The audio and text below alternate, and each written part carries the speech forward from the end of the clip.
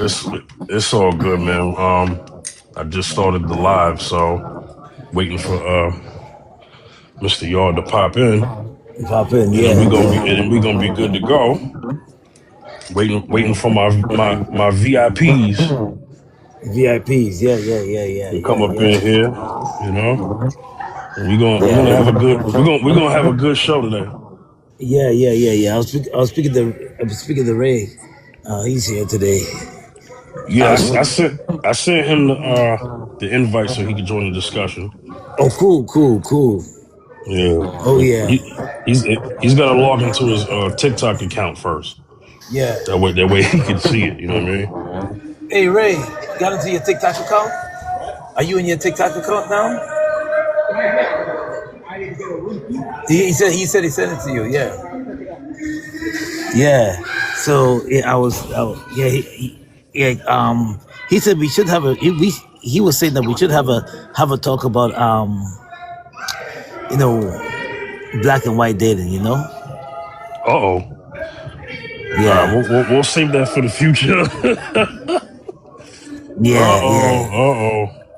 yeah. Snow bunny, That's a snow bunny, yeah thing. You know. oh Lord, that's a controversial topic. You Yeah, know. yeah, yeah. He said it's a great idea. We must supposed to be great to talk about it. That's what he said. But Mm. No, you'll see. I got him. But yeah, he could definitely join the discussion today, man. He could definitely Yeah. join. All right, everyone joining the there go my homie Mila. What's up, Mila? Hey, what's up? Hey, what's up, Hey, Mila? What's good? Hey, everything fine. How y'all doing? we So far, doing so good. good. So far, so We good, doing good man. this afternoon. Yeah. Yeah. Waiting for When Brother they, York. I've been waiting on this topic for a while. oh, you Uh, was. Oh, okay. Yeah, I've been waiting on him to switch it because he just yeah. went. I wanna hear the answers to this. Oh, okay. Yeah. Yeah. Well, Mila, I like to I like to do something different every episode, you know what I mean? And I am fair, so I like to kind of we'll have one geared towards women, one geared towards men, or I pick topics that are gender neutral, you know what I'm saying? So you know how I like to do, you Yeah, Oh, know? because this yeah. the one I'm interested in. I really want to know how women feel about men's standards because Oh yeah. this can go on for days. Yeah, I'm gonna say this, right? And I know we're just kind of dialoguing in the beginning before we actually get into the topic, is that um um what you find on both dynamics is this. The men will say, oh well, the women's standards are high, too high or unrealistic, and ours is not, right? Or you'll hear the women say, well, no, our standards are not too high as the men. So it's very seldom and rare do you see that both of them actually kind of agree that it could either be both or it could either be, one sided. You know what I'm saying? Yeah. You But I know, feel like everybody have their own standards. It just you define what's too high for you. You can't define what's too high for everybody. right, right. And this is why, I make it fair because it's like I give a chance for both. Hey, we're gonna talk about this for this, talk about this for that. You know what I'm saying? And Yeah.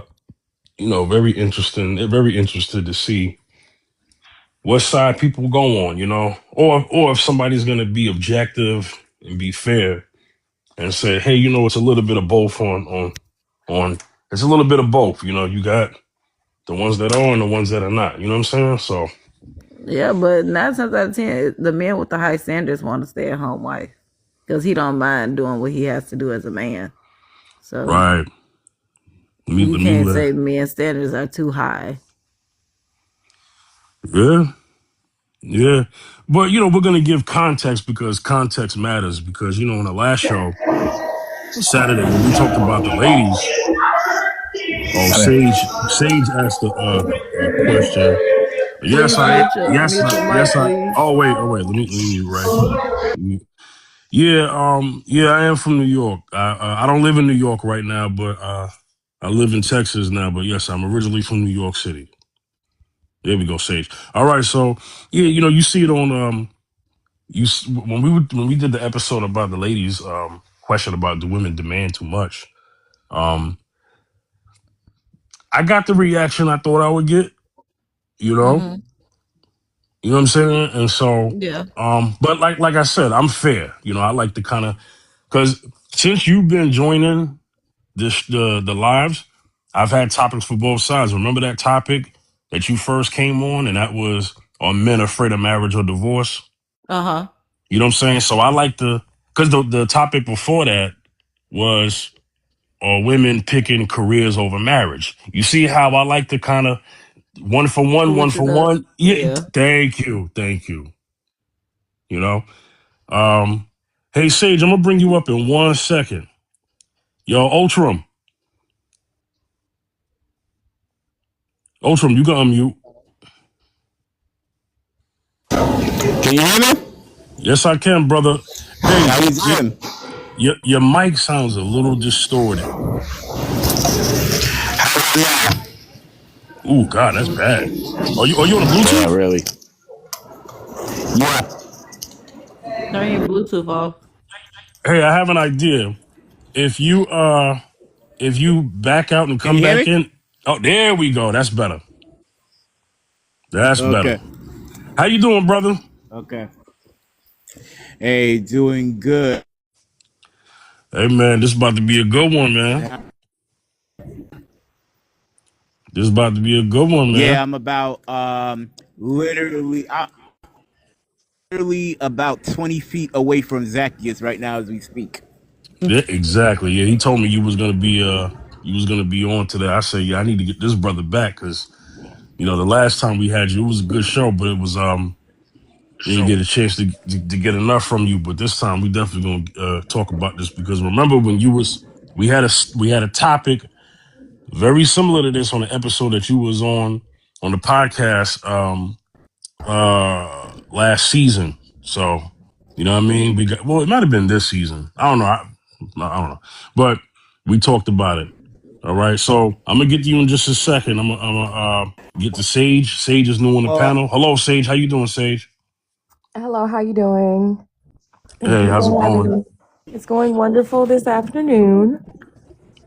Hey, Um, hey, thanks, Hey, thanks, thanks for joining. I like to anybody who's new on the panel, I like to just say the rules, okay? okay. So no foul language, no cursing, TikTok guidelines, respect the host, respect each other. And hey, we're adults, we're civilized, we can have a healthy conversation without screaming at each other. There's no problem. So I'm going to bring in the topic, but I want to kind of just give an opening, okay?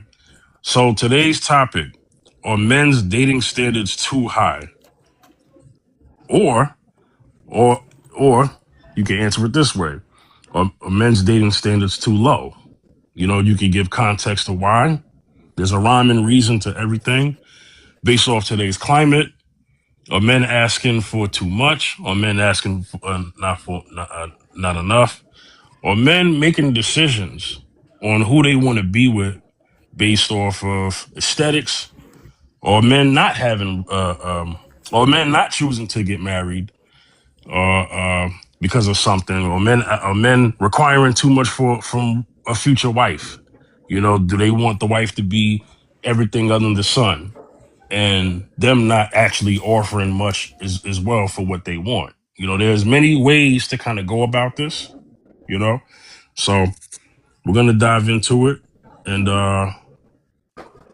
let's see. Somebody else is trying to join, Mr. Unknown. I'm gonna get to you in just a second, but let me do it this way. Since there go my co-host, Mr. Yard Chat. How you doing? I'm all right, man. I'm good. I'm good. hey, Yard Chat. Yes. What's How you doing, blessings? man? Blessings to All you, right, man. Mister. Yes. Yeah, we about to have a real good show. Oh, All right. yes. Yeah, you All can right. leave in my spot, man. You can leave it right in my spot there. You don't have to put it. You can leave it right in the chat. Okay. Okay. Well, for everybody who's not familiar with the stream, me and Mr. Yard Chat are hosting together. This is our collab. This is our collab, okay? All right. So I'm gonna bring in Mr. Unknown. Okay, because he's ready to go. He's ready to go. Let me bring him up, okay? All right, so today's topic: are men's dating standards too high? Sage, you're new on the panel. I'm gonna have you go first. Are men's dating standards too high? Well, it's a closed-ended question, so with no other pre-qualifying information, I would say yes. Now with me saying yes, that doesn't mean they have to lower their standards. But I'm just going to say that it's just that some men are just asking for way too much. And how do I explain this? For instance, you know, I think some men ask for too much when offering little to nothing in return. I do think some men see women as resources. And a lot of men, I feel like they can't get the women that they actually want, or they've attempted to get the women that they've actually wanted, and it didn't work out. So some men just can't be alone. So they pursue other women who aren't the women that they really want. And so they end up resenting those women and thinking that those women have to pay for not being the woman that they want. So they have these ridiculously high standards for those women. And I think that's very unfair for them to do that, because you have some men who are like, well, what do you bring to the table? And how am I benefiting? This, that, and third. And it's just like, you know, that's a huge giveaway that those men attempted to get, that they're settling. And a lot of men, they end up settling for women they don't want, because for some reason, I don't know, some men just can't be by themselves. And I think when some men actually go after the women that they want, they see the competition, you know, because you hear some men want a thick, light skin, and some men want a Latina, or some men want a white girl, you know, and they just aren't able to get those women. And so, you know, they end up making the women that they consider a consolation prize suffer. So, yeah, I do think that their standards are, you know, are too high, and that they're high because they're just, you know, trying to extract from the women that they don't truly want. And then what ends up happening is a lot of women are catching on that, you know, if a man is asking you for 50-50, or if he's doing all this extra stuff and saying that you need to do this, and this, a man that really wants you is not going to do all that. Trust me, I know. So I land there. Hey, can I ask a question, Sage? Do you think that's a minority of men or a majority with high dating standards? You know Too high. what? That's a good question. I do think it is a high number of men. And the only reason why I say it's a high number of men is because I think a man's standards goes up when it's not a woman that he truly desires. But when it's a woman that he really desires, his standards go down. Like, I hate to use this as an example, but, you know, if one of these girls that a man was lusting after online hopped into their inbox and was like, I need a place to stay, I promise you he's not going to be talking about 50-50, you know?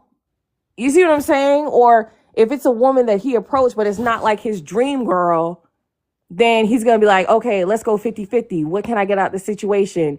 You need to do this, this, and this before I take you out on a date. Or if I'm not sleeping with you tonight, we are splitting this bill for this date. You see what I'm saying? Like, men don't ask that of women that they actually want. Okay, we'll get back to that. And I'm Oh closer no, to go 40. ahead. I'm sorry. I'm closer to 40 than I am 20, by the way. I'll be 34 at the end of this month. So I'm not a child. So I just want to speak from some life experience and things that I witnessed here. So That's what's up. Let's see. Mr. Unknown. Hello, how are you doing? How's it going, Mr. Unknown? How you doing? Good. Are men's dating standards too high? Actually, I was having this conversation with a friend of mine who is also a doctor in psychology, and he boils down a really important topics yesterday. Inherently, to be honest, it really all boils down to the individual and standards they have. A lot of time, 90 out of 100 time, people don't just look at the standards. When it comes to a relationship, what really matter is the compatibility, honesty and integrity. It's definitely a subjective and varies from person to person. I have seen situation where someone with high standards ends up being with the partner who has low standards, and opposite as well. At the end, it all comes down to how we define those standards and what each person is looking for in a relationship, or what each person is aspiring for in a relationship. From other side of the aisle, people, they do have a standards, they do have their requirements to be in a relationship, but not necessarily. I have witnessed from my naked eye at my community, guys have certain standards to be in a relationship. It is very subjective and it varies from person to person, and what they are aspiring, what they are looking for in a relationship depends on an individual. I would like to land here. Thank you. Yeah, no problem. Nana, is it Nana or how do I say it? It's Nana. Okay, no problem, Nana. Hey, I like to let people know who are new to the panel. When you come up here, no foul language, no cursing, respect the host, which is me and Mr. Yarchat, respect each other. And hey, we could, one mic at a time, we could talk, have a conversation. Let's get into the topic first, okay? Are men's dating standards too high? Your opinion, Nana? No, I don't think their standards are too high. I think sometimes they try to make it seem like they have like unrealistic standards, but in general, in real life, no, their standards are not. I'm only 21, so if that probably explains it, but no, I don't think their standards are high enough, honestly. That's an opinion that I've heard mostly amongst the men and some women, with the context that I will provide later on. Thank you, Nana. Fly Life Sean. Sean, how you doing? I'm good, man. And you? Good, brother. You heard the rules. I'm gonna just have you get into the topic, all right? Yeah, Are I heard men's date everything. cool. Are men's dating standards too high? Your opinion, brother. Absolutely not. I was just swiping and I'm looking at the title. It should be flipped around because it's like women's standards are too high. Men, really feel like they don't have standards when it comes to dating because they're really trying to find their person. But the women that I've come across with, it feels like I have to go through an entire system just to get to know them, let alone be with them and so forth and so forth. So I don't think men's standards are high at all. Yeah, I appreciate that. This is a continuation of a topic from Saturday. Saturday, the topic was, do women demand too much? So we tackled that episode. And this episode, we going with the men. I like to kind of mix it up, okay? Oh, Wisdom, okay. yeah, no problem, brother. We're going to get into the conversation, though. Yeah, I really want to get Yeah. into it because it's crazy. It should be, are women's dating standards too high? Not. I never saw this topic before about a men. I don't believe men have standards. So how could this even be a topic? But it's understandable though. Well, Yeah, listen. I'll tell you why. It's hold on, Mr. Unknown. I got to bring Wisdom in first, okay? So it's a topic because it's like it's a viewpoint. Everybody feels like their side is telling the truth and the other side is not. You know what I'm saying? And so we're gonna have an opposing side, and that's cool because we can get into the conversation of it being too low or too high. But we're gonna get into that. Wisdom Academy, how you doing, brother? Doing good, brother. How you doing, man? Thank you for having me up. Good. Hey, your name looks familiar. Were you on the Lapeef network? Yeah, I've been on Lapeef before. Yes, sir. I thought so. I'm a big fan of Lapeef Network and JR and what he's doing over there. And Yeah, they doing I something. They're good. They're good dudes, man. right. Shout outs to them and shout outs to you because I've seen you on there, I think 2 episodes. So yeah. Thank you, brother. I'm glad you came back. Last episode we tried to get you. But I'm glad you're here today. I've seen your work. I know I appreciate your takes, and I think you can contribute very well to this conversation. So the topic is: Are men's dating standards too high? Go ahead, brother. No, I don't think men's dating standards are high at all. I think that they're very low, and for most men, they're too low. I think the primary issue women have with men's dating standards is not that they're high, it's that women have trained, and this is what you hear them say to one another, they don't care what men want. So it's not that they are that the standards are too high. It's that the things we're measuring, women have decided that they don't care about. They'll just lie to you about it. So like guys for the most part agree that body count matters. Most dudes don't want to be with women who have freely given their body to other men. They don't value those women as wives and mothers. Most men, not all men, right? And so women say, well, I'll just lie about it. I'm not willing to make any sacrifices. I'm in my 20s. I want to do whatever I want to do. I'm not willing to make any sacrifices in how I live my life so that I can get the man that will be my husband and I'll start a family with. Instead, I am going to do whatever I want because I don't care, because the easiest thing in the world to get is a man. That's what women say. They say the easiest thing in the world to get is a man. So how can men's standards be too high while simultaneously saying that the easiest thing to get is a man? So these ideas, they all are at cross purpose with one another. They don't make sense coming out of the same group of people. You know what I mean? And in my opinion, the issue that women have with men's standards is they don't want us to have the standards we have. They want our standards to be purely based on their beauty, and then they want to judge their beauty that all of them are 10s. So you should give us all what we want. And if you really care about us, like the sister said that was speaking earlier, then you would pay all the bills.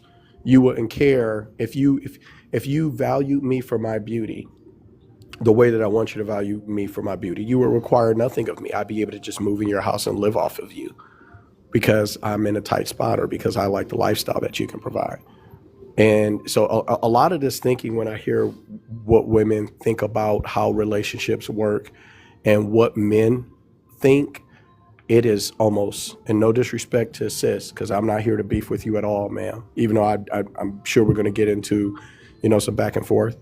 A lot of the thinking is childlike.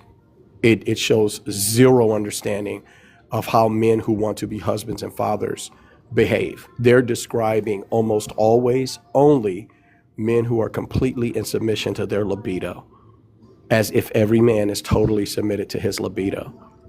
And if you ask them, if you want to have a conversation with them about how husbands and fathers think, or men who want to be husbands and fathers, they cannot go there with you. They do not understand the value system of that man. They only understand the value system of a man who has money to throw away and is in submission to his penis. So anyways, that's my initial take. All right. We're going around the horn first, and then we're gonna do a freestyle conversation. Y'all can talk with each other. I gotta get to Mila. Mila, how you doing, Mila? I'm fine. All right. Are men's dating standards too high? Go. In a way, some men's standards can be high, and that's because he chooses to take care of his significant other. So that's you can't. You gotta. How can I say this? You have to realize that he's dating for himself, and he wants someone that he can take care of. He don't want to just focus on himself. So I would say a man's standards don't be as high for the woman that he's with or the woman that he wants. But then again, men can also have low standards because they settle for anything.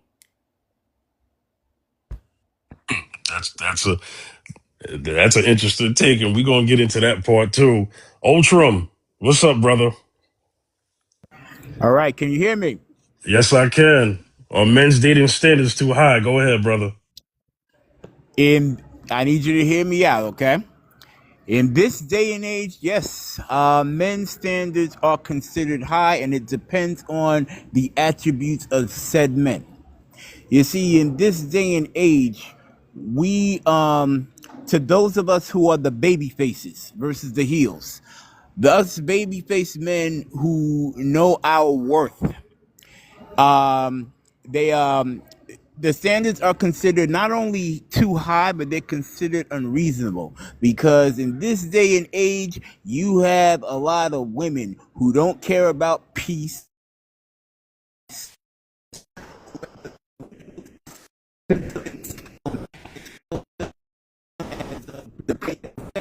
Your phone breaking up. Hey, Ultram, you breaking up. Really? Ultram, you breaking up real Am I? bad. Okay, go ahead. You're back now. Go ahead. Can you hear me now? Yes, sir. Go ahead. Oh well. Okay, yeah. So that's how to those of today's women, yeah, they're considered high. I'll leave it at that. Okay. I'll get back to Ultram in a second. He's having technical difficulties. Let me mute him real quick. Um. So. Okay. Zacchaeus. Hey, you skipped me. Hey, did we skip you? Oh no. No. I didn't know if he was going back around again. No. We didn't even get Zacchaeus' opinion. That's why. And then we're gonna, Zacchaeus, are men's dating standards too high? Well, I would say this is I would say men today are more selective, a little bit more selective than how it used to be back in the days. Because you have to understand, you have to look at it this way. When even now, when a man dates a woman, right? Goes out with a woman, take a woman out. The women, most of the time, the women ask, "So what you do for a living?" Who asks first, "So what you do for a living?" The women do, because according to this, what it says, a man's standards is a little bit too high.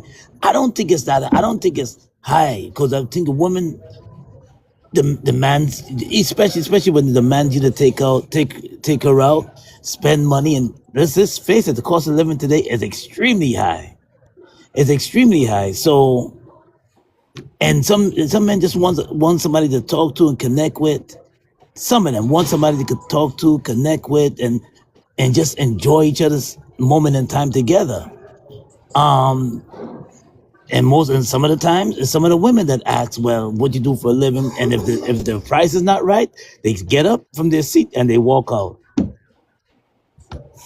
So that's my take on it. All right, my co-host, Mr. Yard Chat. Before we get to the open conversation, any thoughts on the topic, sir? Yeah. Big up to everyone on the panel. Everyone have standards. Oh yes. It's what the person choose, or the level of their standard. They said it. So everyone have standard, but it's one personal choice in that standard, in that decision that you're making. If you understand what I'm saying. Hi, Snooty. Sorry. And I land. Is it an open panel now? Yeah, go ahead. I would like to say something very quick. Is it okay? I'm still at work too. When it comes to the standards, there are so many. I think he got a call. He did. That's usually what happens when you get a call.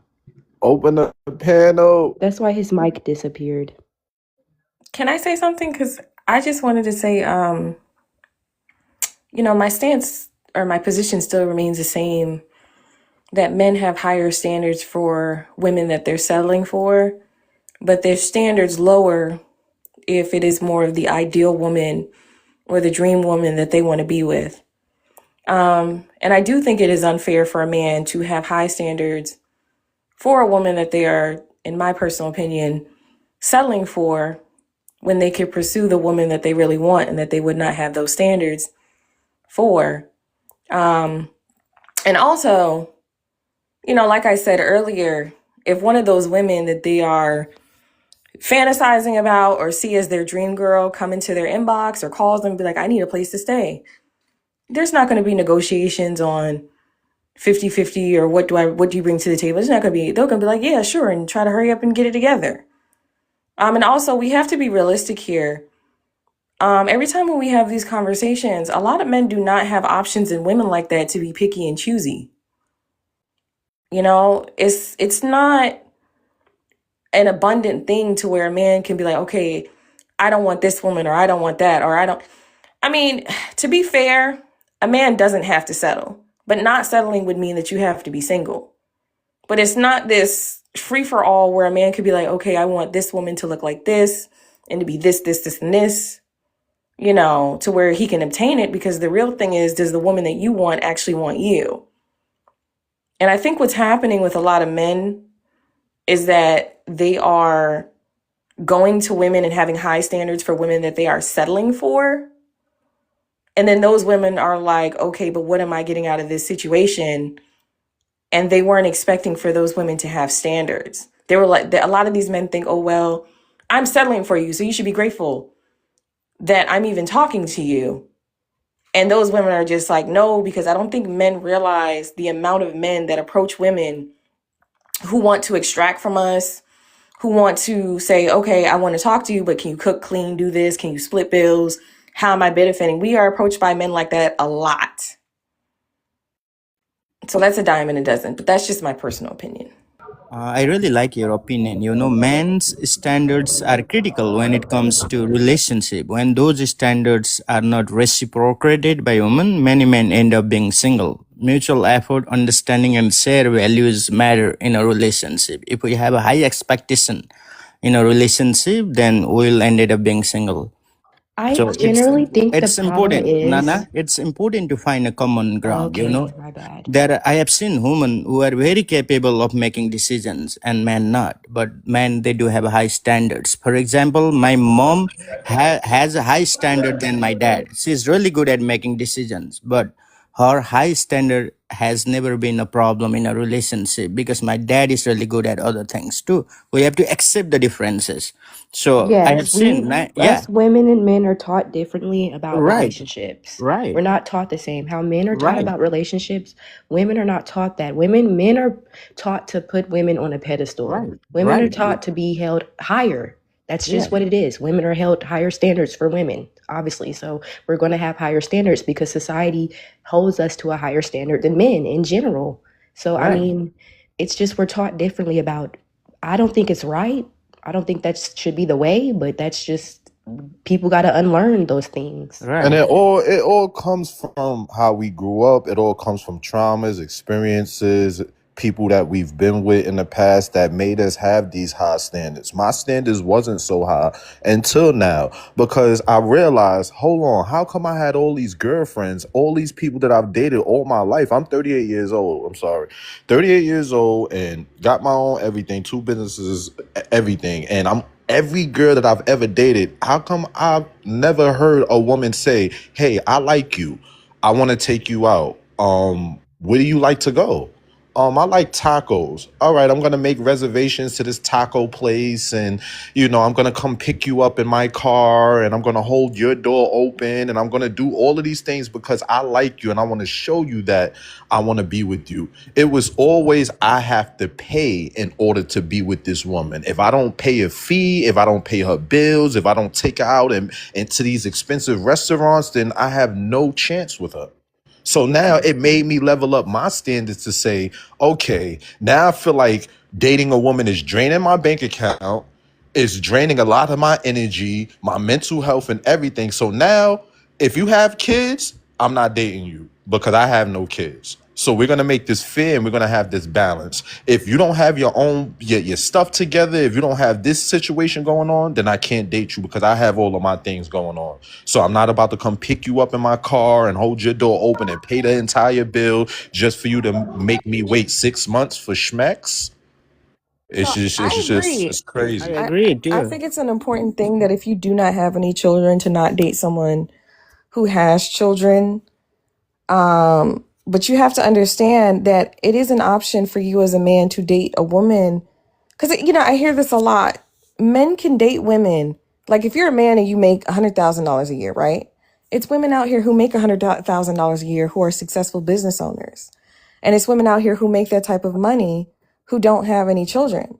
So I think for a lot of men, we have to keep in mind that, you know, they can date women who are their financial equal and also their equal when it comes to status as well.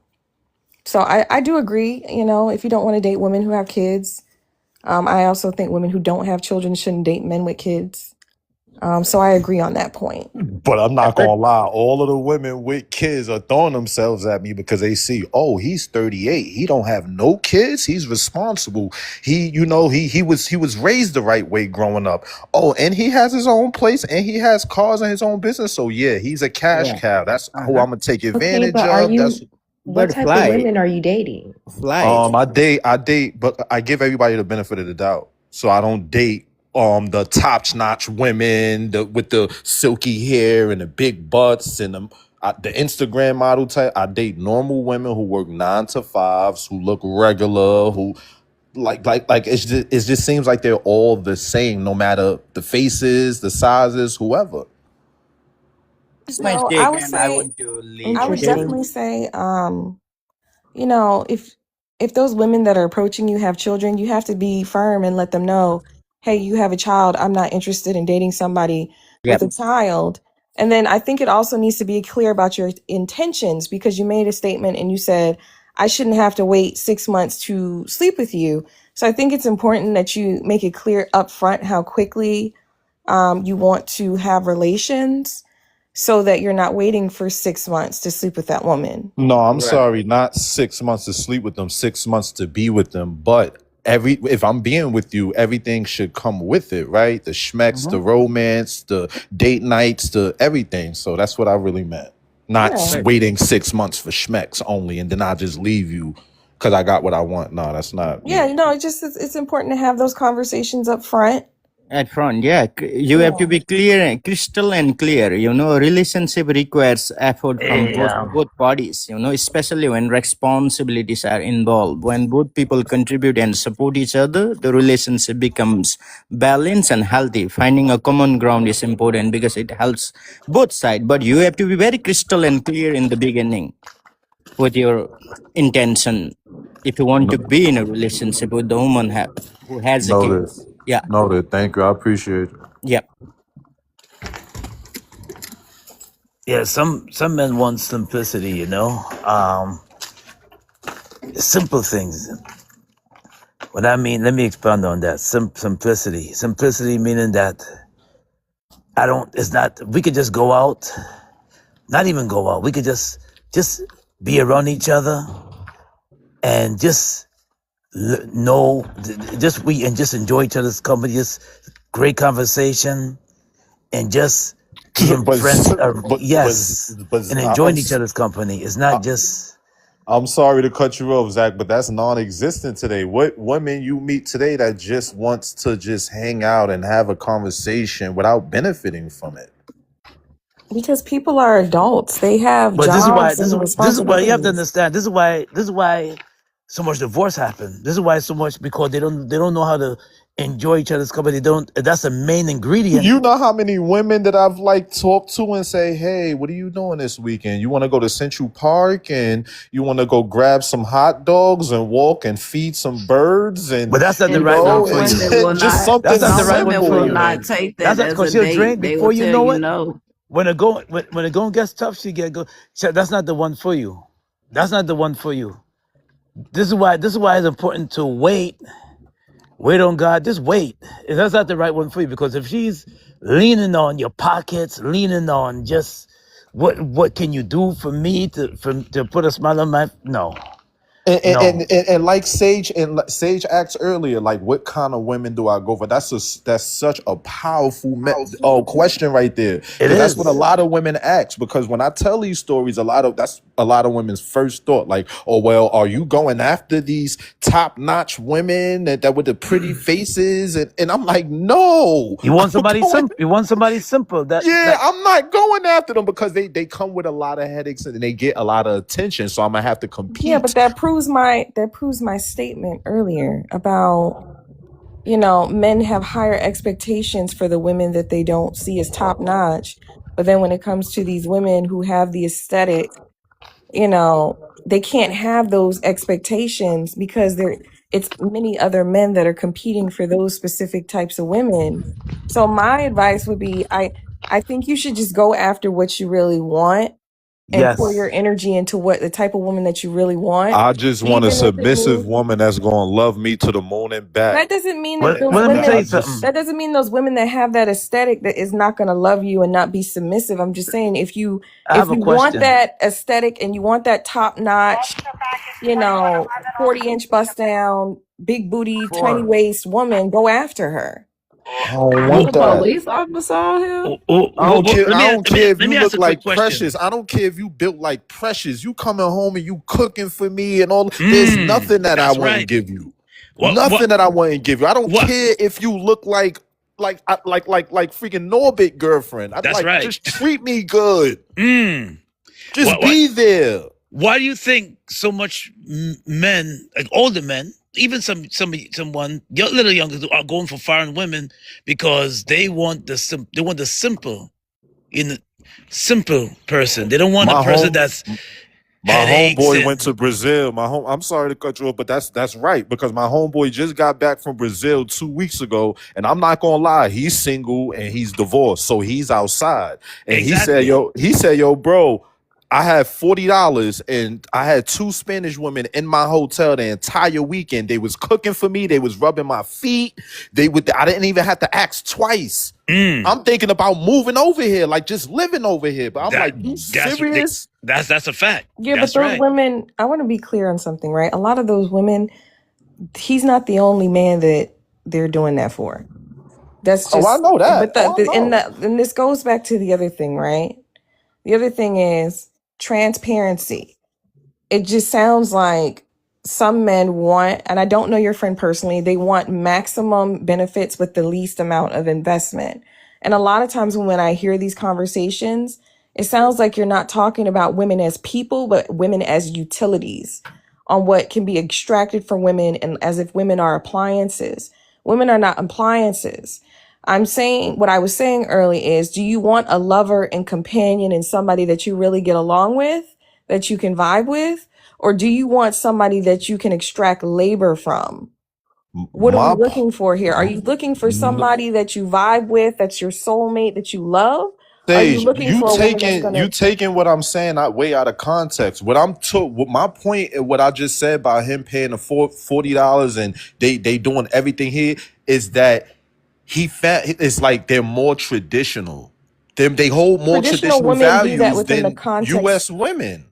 They do that. Traditional women do that within the confines of marriage.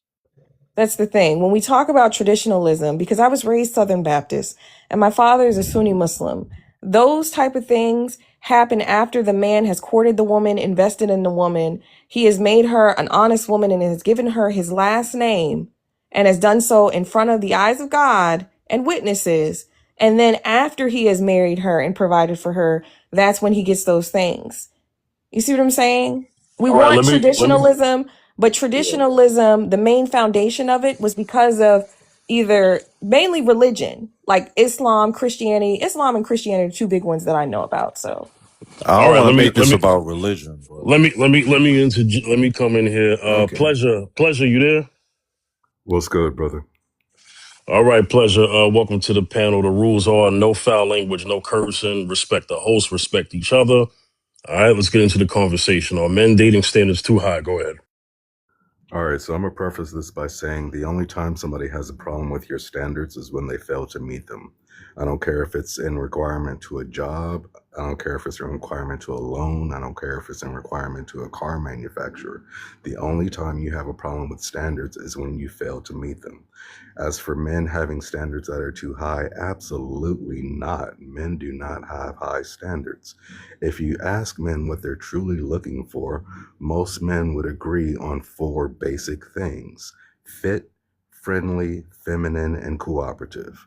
There isn't a man on this panel or in this room that says, I don't want any of those things. Those are just basic. That's all we're looking for. Point of fact, most men will sacrifice 3 out of the 4 for access. Men will consciously choose to sleep with a woman that he has no desire to be in a relationship with. So how could he possibly have standards that are too high if he's willing to compromise those standards for access? I think what we're talking about is we're dealing with people who are asking us to do things that we're not comfortable with or have no desire to do. Asking a woman what she brings to the table is a valid question, especially if you consider a relationship as a partnership and the goal is to work together towards a happy, healthy relationship. So saying a man's standards are too high when his standards are either fit, friendly, feminine, and cooperative, or just the fact that you said yes to access is completely asinine to me. Pleasure. What's your cash at? What's your cash at? What's your cash at? Oh my God! Oh He my did. He said God! exactly what needed to be said. That's I'm listening, right? And I'm like, wow, that's a very good point. Oh And my God! That he hit it right on the analogy. nail, right on the nail. And On the nail, you know, on target. you know, before because I was gonna listen to him, but he came on, and I wanted to say something, but I said I let the conversation flow. But when I said everyone have standard, right? Remember I made that comment. I said everyone have standard. So if you have standard, why are you gonna lower your standard? See, that's the problem with some men too. If you have standard, right? If you lower your standard, that's your choice. Nah, he got a and I always phone. go We back. got It's one we got to get choice. some work done. Yeah. Yeah. Yeah, we got somebody new who just popped on. Is it Amos or Amos? It's Amos. How y'all doing? Amos.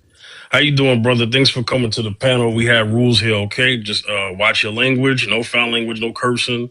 Respect the host, which is me and Mr. Yardchat. Respect each other. And hey, let's gonna get into the conversation.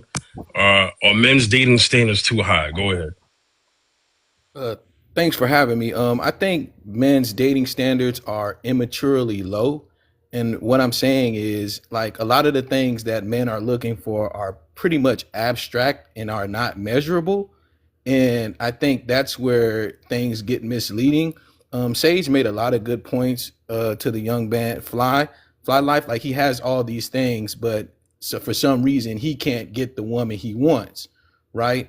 And I think that's due to his engagement style. I don't know, but I mean, it's a problem there if you're wanting women to do all these things for you and you have acquired all this wealth that you say you have, but you want a woman to say, oh, I would like to take you out. I would like to do these things, which is pretty weird to me, right? Because you're a man. I mean, you're not looking for that. So my thing is like a lot of these guys are dating from the abstract. It's almost like high school dating. Like, your expectations are for her to not have nothing. Oh, she has to be pretty. She has to be friendly. She has to be feminine. She has to be cooperative. Like, those are not measurable. Like, think about education. Think about family. Think about if she has her own place. Think about if she has her own car. Like, men rarely say those things. And these are the very things that we need as resources to survive. So you're not dating to like complement what you don't have or the areas of development. You're just dating in some superficial world where, oh, I just want her to love me. And if you want a woman just to like love you for the bare minimum, that's exactly what your standard is going to be, is just based off love. So Sage made a lot of good points that the goalpost is always moved with men, but it's very superficial and abstract. So let me say this, right? Because I was hoping that we would go more into the character part of a person, right? In terms of standards. So a lot of men will have aesthetic standards, right? But then here's the internal standards. Is she caring, sharing, respectful, genuine? Is she honorable? I think sometimes we go so, not all of us, because obviously this is not an all thing, is that a lot of us will see, how a woman looks aesthetically, right? And when we see a woman, we're seeing a woman when she's pretty much like dolled up, you know what I mean? And we make our decision off of that. But then come to find out, there's a lot of things that's going on internally that we don't know about. But by then, we've already made our decision before we even got into that part. And when it comes And when it comes to the women's side, when I talked about this last week, all the women, well, not all the women, but a lot of the women, all they talked about was just the money, the money, the money. When I brought up character, it was silence. You know what I'm saying? Because their whole thing was love don't pay the bills. Well, then you'll be with a guy who pays all the bills, but then he's cheating on you, beating on you, not respecting you. So you need to go beneath the surface. It's the iceberg theory. The iceberg is big up top, but it's even bigger below the water. Anybody got anything to say to that? I just wanted to say that I think the issue is that I don't think a lot of men realize that a lot of women have not looked at money. They've either gone 50-50, held a man down, didn't look at financials, and they did it more than once. And they ended up getting, cheated on, or the man leaves her for the woman that he says that he didn't want, that has the BBL and the thick light skin or the Latina or whatever. And I think that's one point that I wanted to kind of throw out there, because the reason why some women become so hyper focused on money is because they've tried everything else. They've tried a lot of the advice that men give, and it didn't work That's not out. an excuse. Just bear with me for Not one an moment. excuse. Hey, let her land fly. Let her Yeah, land. but that's all I'm saying. So I think when it comes to those women that were on the panel, and I wasn't there, so I couldn't, ask, but I would have asked them, well, have you tried in the past splitting bills or not looking at the financials? And a lot of times I guarantee you those women say, yes, I've tried it. I still got cheated on. It didn't work out. Did it more than once. And so that's why we become so hyper focused on the money, because we feel like we're going to get cheated on regardless, no matter what. So you might as well just choose a man who is financially beneficial to you, if you see what I'm saying. So Peter is paying for Paul. So what another man did is what I gotta suffer through. So because and I'm not yelling at you. I'm just No, I don't passionate. think you're yelling. It's okay. I I'm know my New passionate. Yorkers. I know how y'all get down. Y'all, I Yeah, love I'm y'all. from Brooklyn. I'm from Brooklyn. Yeah, I can tell. Yeah, I can tell. You're good. You're good. It's fine. So, because this is what I hear all the time, Sage. It's like, oh, I did a 100 with Timothy 3 years ago. I'm not doing that again. Am I Timothy? This is the issue. It's like all of us are being put in a box. I would never go 100 because I went 100 with Michael, my first relationship, and he abused me, and I was giving him everything. I brought him his first car. So is that what you think you're gonna experience with me? So this is why you have this guard up. This is why you it's all about money now. Because now you think, because you went through these experiences with these other men, as I said earlier in the prompt, you think you're gonna go through it with me, and you don't know me. You don't know if I'm gonna change your life. You don't know if I'm gonna have you floating on cloud 9. But it seems like you already judging me off the rip because of what you went through with Michael and Timothy, and that you went 100 or 50-50 with him, and it didn't work out. So you think if you go 100 with me, I'm gonna do the same thing they did. We got to get out that mindset. No, I think the point is that for a lot of women, once you get into adult life, is the fact that when you have men approaching saying, I don't want to invest in you, I don't want to do anything for you, right? Because I don't know you, why can't we just go to the park or do whatever, right? When you have a man approaches you like that, then you have to take it for face value. And a lot of women today, we don't have a village and we don't have a support system. So a lot of us are one bad decision or one job loss or one medical emergency from being homeless. So if you have a man that's approached you and he says he doesn't want to invest on you, he doesn't want to do anything, he wants to get to know you first, you can't guarantee that if something happens that he's going to be a support system, so you can't risk that. So I don't think I don't get I don't out of think survival mode. This is why I would never date a woman in survival that's not what I'm mode. saying. Fly. Let her land. No, that's not what I'm saying. Yeah. And I need my co-host to talk. I'm sorry, man, but I it's love okay, brother. No, you're right. It's okay, brother. It's okay, brother. I just want to let her land because she said something that I think people miss, and I don't want it missed, and I need my brother, Mr. Yard Chat, to speak to it. Okay, so let me let Sage land, and I'm Yeah. gonna get to Mr. So Yard Chat. Go ahead. so yeah, all I'm saying is that, you know, I understand what you're saying about women getting out of survival mode, but I think it's just the simple fact that nowadays, because of the economy and a lot of women don't have a support system, um, you know, if a man isn't willing to invest and something happens, it's like you're so focused on making sure you keep yourself stable, especially if you know, didn't really have that growing up, and some women did have that growing up. But like I said, some women, we are one bad decision or one job loss. Even if we have money saved up, our savings could get drained. A medical emergency could happen. And so when you have this man that's saying, you know, I don't want to take you out on a date, or I want to get to know you first, sometimes you just don't have time for that.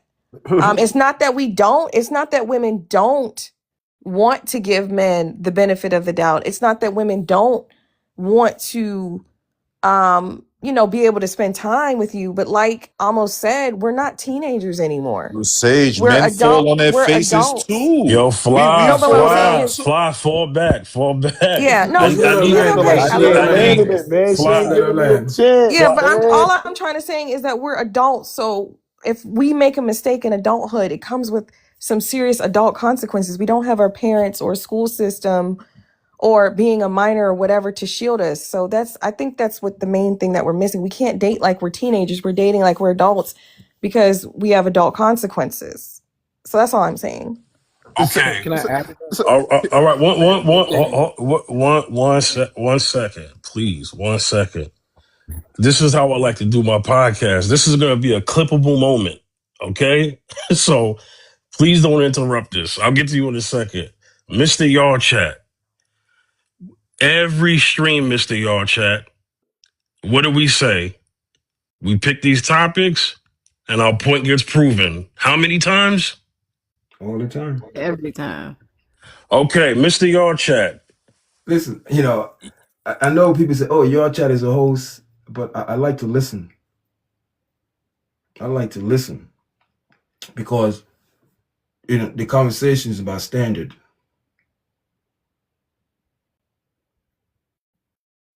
And I'm going to say it again. Every person have their standard.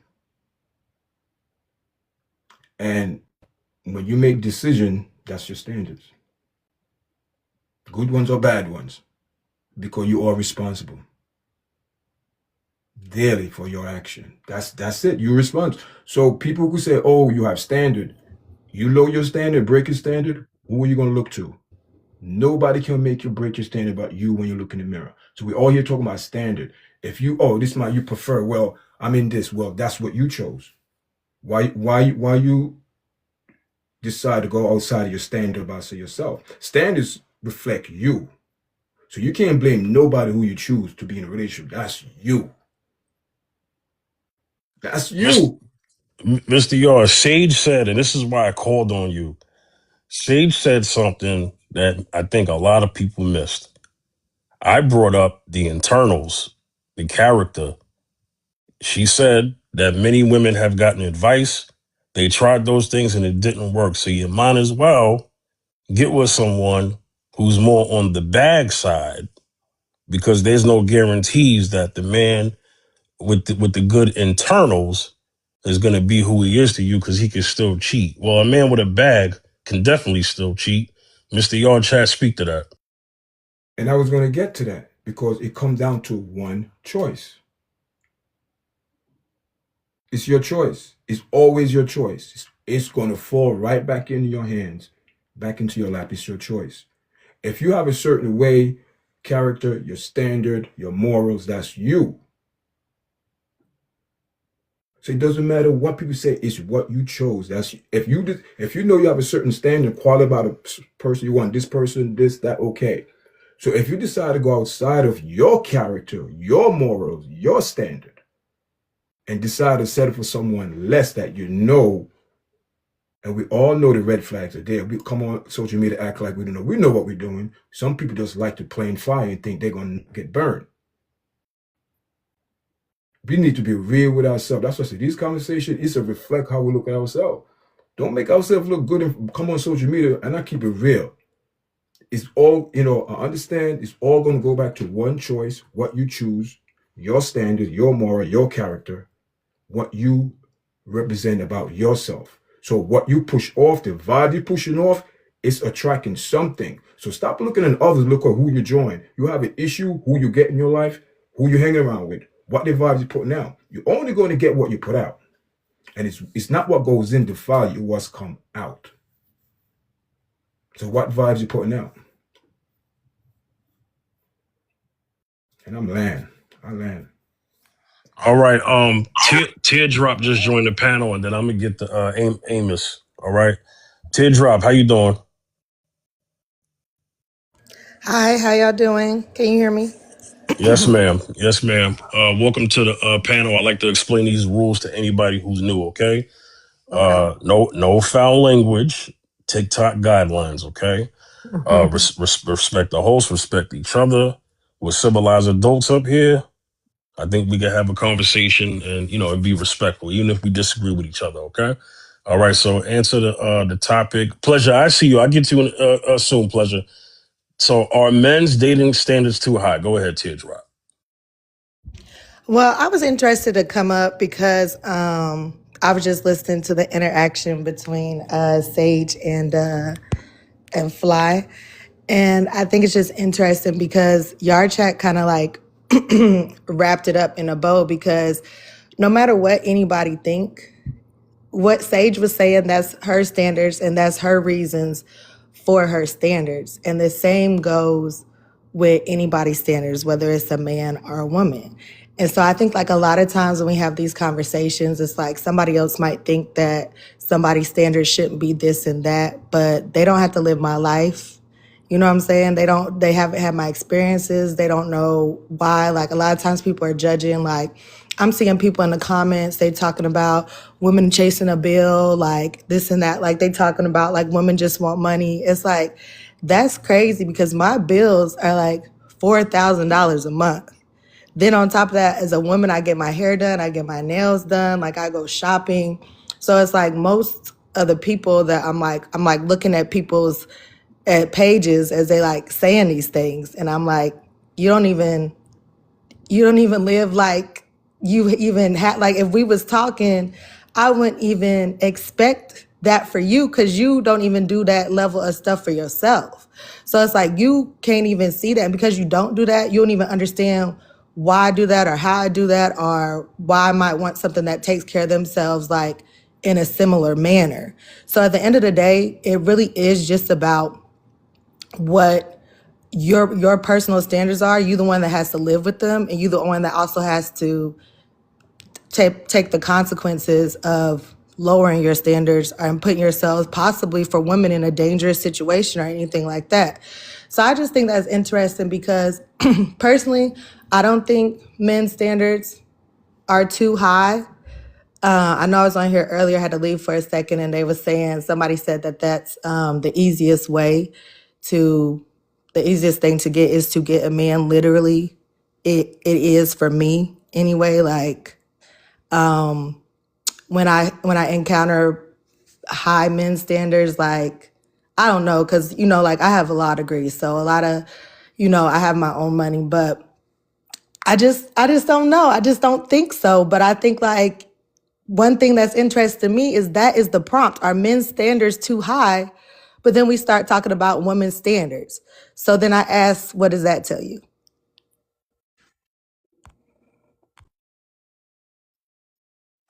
Yeah, Amos, I'm gonna get I've listened very well. I'm gonna get the Teardrop's point in a second. Amos, go ahead. You had something to say that I got to go to Pleasure. Yeah, I think Sage brings up a lot of points. Like we have to stop hearing people and really listen, right? I said men's standards are immaturely low.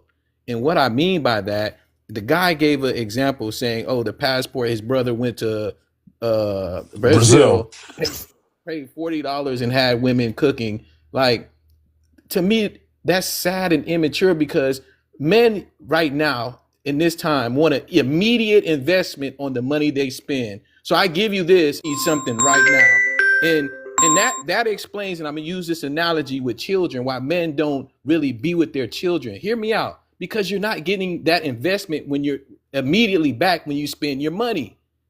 So when you really thinking like that, that's very immature. Like the man said, I want to go for walks in the park. Like I get all that, but what's your goal? This stuff has to be goal oriented because we're dealing with women. Women have substance. Women need to know, hey, what are we doing here? And when you're talking about these, like I say, these abstract things, it only confuses them. And I'm saying it's like you, as men, we have to get out this high school mindset, and we're trying to apply high school to adulthood, which is ridiculous, and it's going to set you up for failure. Your standards are low on women because you want the same women you have low standards for to have low standards for you. So you don't have to push yourself. So you don't have to come up to meet her where you want to do, where you need to be. Because ain't no way I'm going to tell my daughter, oh, go take this man out on a date. Go spend your money on this man. Like that's things you wouldn't even tell your daughter to do. So I'm just kind of confused on where we get away from as men, as being providers, saying, hey, it's okay if I spend this money, I lose it. If it doesn't work, it's okay. But if you're getting to the point where you're saying, oh, I don't want to spend no money, you're not going to never get the woman that you want. And another thing I just want to add in our land, my fiance, she's in Africa. She grew up in the village. All this talking about, oh, they're traditional women. Oh, they don't ask for money. You're a lie. That's a bald-faced lie. My fiance asks for money every day because they need money in these countries. So if you're serious about it and it's not no vacation or not no fun, and you really want to get with a woman in these other countries where you're talking about you want a traditional woman, you're going to pay for that just like you're going to have to pay for African-American woman in our land. Pleasure. So the one thing that Amos said that I do agree with is making sure you check all the boxes when it comes to your standards, because it's a lot easier to see yourself in a mirror than it is a window. If you're looking for somebody who possesses standards that you don't have in yourself, it's going to be hard for you to identify them, and it's going to be easy for people to lie, cheat, and manipulate you. Ultimately, it sounds like all these conversations are kind of coming back to money. And I think when it comes to women, honestly, they only truly have one standard, and that's a man who can provide them with security. Whether it's financial, whether it's emotional, whether it's mental, they just want a man who can provide them with security. The issue is they can't check their own box. They're not in a position to provide themselves with that security in the instant that they are in a position of finding themselves, that they can provide themselves with their own security. The first thing they say is, I don't need a man. So it kind of puts us in this weird dichotomy where you're asking us to provide you security you can't provide yourself, but when you can't provide it for yourself, you decide you don't need us anymore.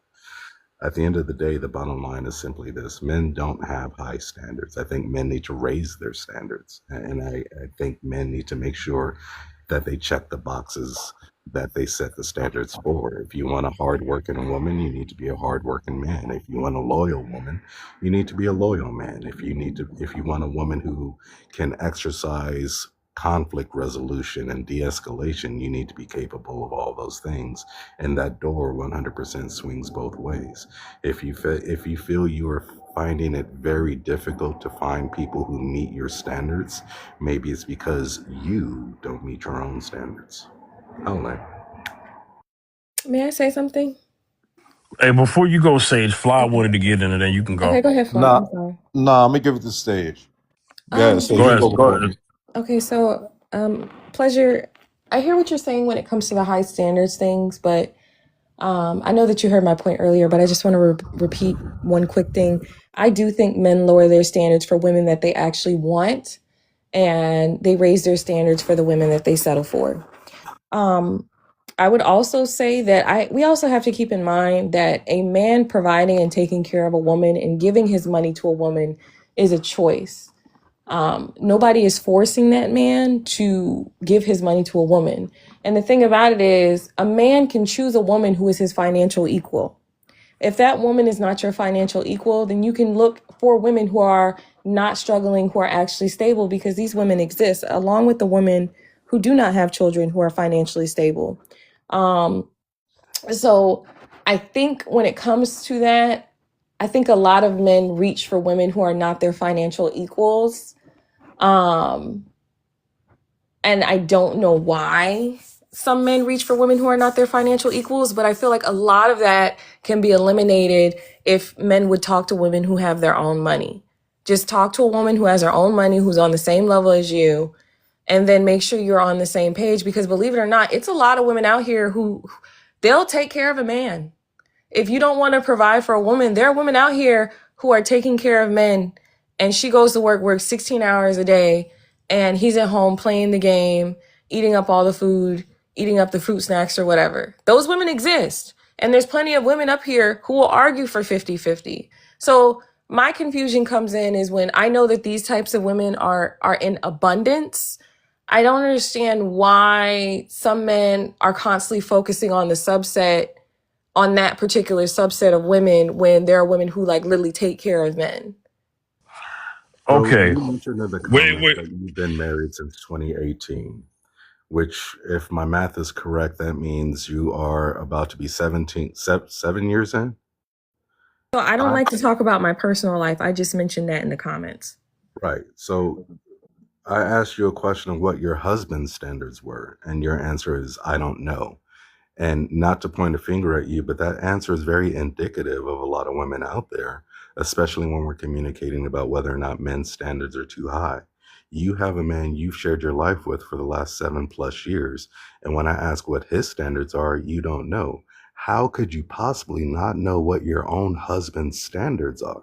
How are women dealing with these men in these relationships and situationships, and they don't care, they don't know, they have no clue what those men's standards are, but at the same time, they'll turn around and say they're too high. Like, I need you to make it make sense. What we're doing is we're looking at a man's standards, and again, men don't have high standards. Fit, friendly, feminine, cooperative. If you take care of yourself and you take care of your body, if you're a friendly person, if you exist in your feminine energy and you're willing to cooperate, we can work it out. But if you're telling me those 4 things are too much, then what else? What am I? How can that be too much? How are my standards too high? Question. It's like we living in a time where they're telling on themselves now. You can tell by their attitude and how the way that they're talking to you about their intentions and what they're looking for. It's like now I'm I feed so much off energy. Now I can meet a woman, and based off how aggressive she is and how her attitude is, I can tell like, oh yeah, yeah, I'm gonna go this way. I don't even have to date you or meet you or take you out on any dates for you to see that you're not the one, or you just like any other woman now, because they putting it right out on the table. So Hey, women taking care of men, women taking care of men. Nah, women are taking care of men when they've been married for a minute, and they done went through experiences and things like that. They're in a relationship, but a woman taking care of men right off the back, in what generation? A lot of women do it. Look at Love After Lockup. That's my whole thing. There's plenty of women out here who will look for men. We talking about dudes in prison? Come on, we're I'm free being here. serious though. No, because listen, no, this is real. There are women who take care of men out of prison while they're in prison who have nothing to offer them. I literally watched this show where this guy is like a parole officer, and this guy is like a parole officer. I know everything about it because I did 8 years in prison, Yeah, the and man I is a had a parole prison wife officer. and everything.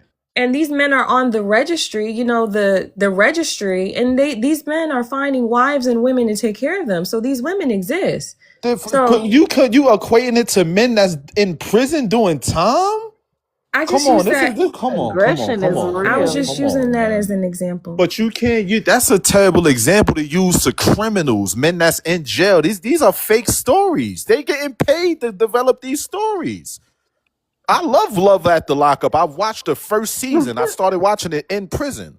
I told my prison wife about it and everything. I feel like that's one of the reasons why we broke up, because she let that show get to her. So now she thought I was going to come home and do her dirty, and like she was watching it. But those are all fake stories that they're getting paid for. But Those I'm are just saying it's a fantasies. real, That's it's not a real real life, thing. real No, situations. it's a real thing. All I'm saying it's a real thing that women take care of men. That's all I'm saying. Go It's a ahead, It's real a thing lovely. that Go real men ahead, need to thing, lovely. but learn. yeah, after I done moved Okay, mountains, hold Go nah. on. ahead, lovely. Go Hey, ahead. hey, hold on, y'all. Let's make sure we share the mic. I know it's a good conversation, but just make sure we share the mic. Mila, I'm gonna get to you, and then I gotta let Real Talk get in, and then Matador also just joined. So go ahead, Mila. Okay. I'm gonna say some women do take care of their men. And I'm speaking for preferably because I've done it for years. Was it okay with me? It was perfectly fine by me. I had 2-3 jobs. I was fine with that. Was it a problem for him? It probably was. His standards were low at the time when I first met him, and I've been married for 13 years. He had low standards. He really didn't care. It took for me to tell him, to encourage him to do the things that he do now. So you can't say women don't take care of men, because there's some women out here that do take care of their man, their husband, their boyfriend, whatever the case may be. Lovely, I'm sorry to interrupt you. Why you sound like Ari? Yo, you So sound just like Ari, Moneybag you Yo. can't, but you can't say women don't take care of men, because if anybody keeps saying that, I'm always gonna step up, because there's women out here that do it daily, No, I on a never day-to-day said like basis. women don't take care. I'm just saying like off the back at Yes, first. Like yes, Yes, I've yes, yes, never ever in yes. yes. my life saw anything like that And without a start man. asking women to listen. But you Just have to ask before you put your 2 cents in. You can't just say Hold on. nothing. Can I say something? Hey, But hold hold on, on, he gonna introduce you to the chat. I can't get But a that's woman on, to all I buy had me to a say. yo, sandwich. Fifth, that's all I had to say. I like Fly's energy. I like Sage, but all right, y'all gotta hear the order, okay? So Real Talk, you been waiting. Thanks for your patience, brother. Real Talk, are you there? Yeah, I'm here. How y'all doing? All right, good. All right, good. So you've been in you pretty much know the rules. No cussing, respect the host, respect everybody up here, okay? All right. So Real Talk, Right, definitely. the topic, are men's dating standards too high? And then after you, I gotta get the Matador. Men don't have standards like that, man. We don't. It's the respect and how if we can get a woman to roll with us, boy, we Gucci, because we can go a long way when we can get a woman to participate, and not trying to control her, not like that, but I'd rather have a woman that can roll with me than have a dime piece of candy, that everybody looking at. So a man don't really have standards. And what the young lady said, it do got women out here that will take care of their man. Easy. Bro, I know you ain't never maybe come past one. Cause a lot of dudes, if they start leading with their pocket, they'll know what type of woman that they got. See, but they so brainwashed thinking that every woman worrying about money. Man, a woman, okay, everybody want money. But if you can spend time and love a woman like you supposed to, hey, and don't treat her bad and make her look bad, and she keep hearing things about you that you're doing to make her look stupid, man, she'll roll with you and she'll take care of you. And I'm not saying my wife take care of me, but hey, she rolls with me. You feel what I'm saying? And it's really dudes, it's real women out here that's getting that bag, and they rather be loved than a lot of women. They talk about the money, but they rather be loved and have a man that can be there for them and don't make them look stupid, man. I mean, you get the women on here that talk about on social media just for a like and a click, but off of social media, they be the main ones looking out for their man. You feel what I'm saying? But she right. You feel what I'm saying? I know a female that, she actually got married to a man that he wasn't even home yet, but he came home, and, he effed up a little bit, but he got it together when he realized what he had. And it ain't, you feel what I'm saying? Ain't too many of them out here, but when you get one, you got to hold on to them, because they the ones that the men that got money. Hey, I prayed to God for me to get me one. God finally sent me one. Hey, I'm 53. It took me, I was 49 when I found her. You feel me? And you know what she told me? I met her off a Hinge. My wife told me, she say, If you pass me up, that's gonna be the worst thing you ever did in your life. I ain't never hear a woman say that to me. And I took a chance and I struck gold. You feel me? So, you know, and I say I ain't want to build a bad no more. You know, building a bad is like coming with, you know, you dealing with somebody that don't got nothing and ain't going, you know, I ain't got nothing going for, you know, and I ain't have a certain standard, but I just ain't want to build a bad no more. You feel what I'm saying? And she already came built. We just added different things. I'm the preventer and she the you know, planner. So we worked out together. So, you know, I that's don't all I know, want to say. man. You know, I like my balance. I just feel like at this point, the only Yo, way it's gonna work. hold on, Fly, hold on. Yo, Fly. Hey, check this out, Fly. Let, I let rock me hear with what you, he got to Fly. say, though. Oh, Let me hear okay, what he got to say. but Fly, you Nah, need I've to been be, quiet for a minute. yo, the Go ahead, order. Flob. Let me hear you, brother. I want to hear Hey, what you hold Nah, got go to on. ahead, say. host, because the host was Hey, saying something like as if I'm talking too yeah, much or something. I'm yeah, Fly. All right. There's a order. I got to get Matador to speak, and then I can get back to you, Fly. And oh check my this out, fault, my Fly. bad. I'm gonna mute No, it's myself. okay. And check this out, Fly. You always welcome to come back, man. All right. So I need you on other streams, brother. All right. So you definitely gonna be able to talk here, but I just got to get the Matador because he been waiting. Anytime. My rule is, if anybody new pops up, I got to get to them. Bring them in the conversation. That way they can all join. Okay. Oh, all right, All right, respectfully, my Matador, what's fault, up? my What's up, fault, my Matador? fault. It's all good, brother. Matador. Hey, what up, y'all? All right, go ahead. Go This is a ahead. Oh, this is a good conversation. I'll start with just the prompt. Are men's dating standards too high?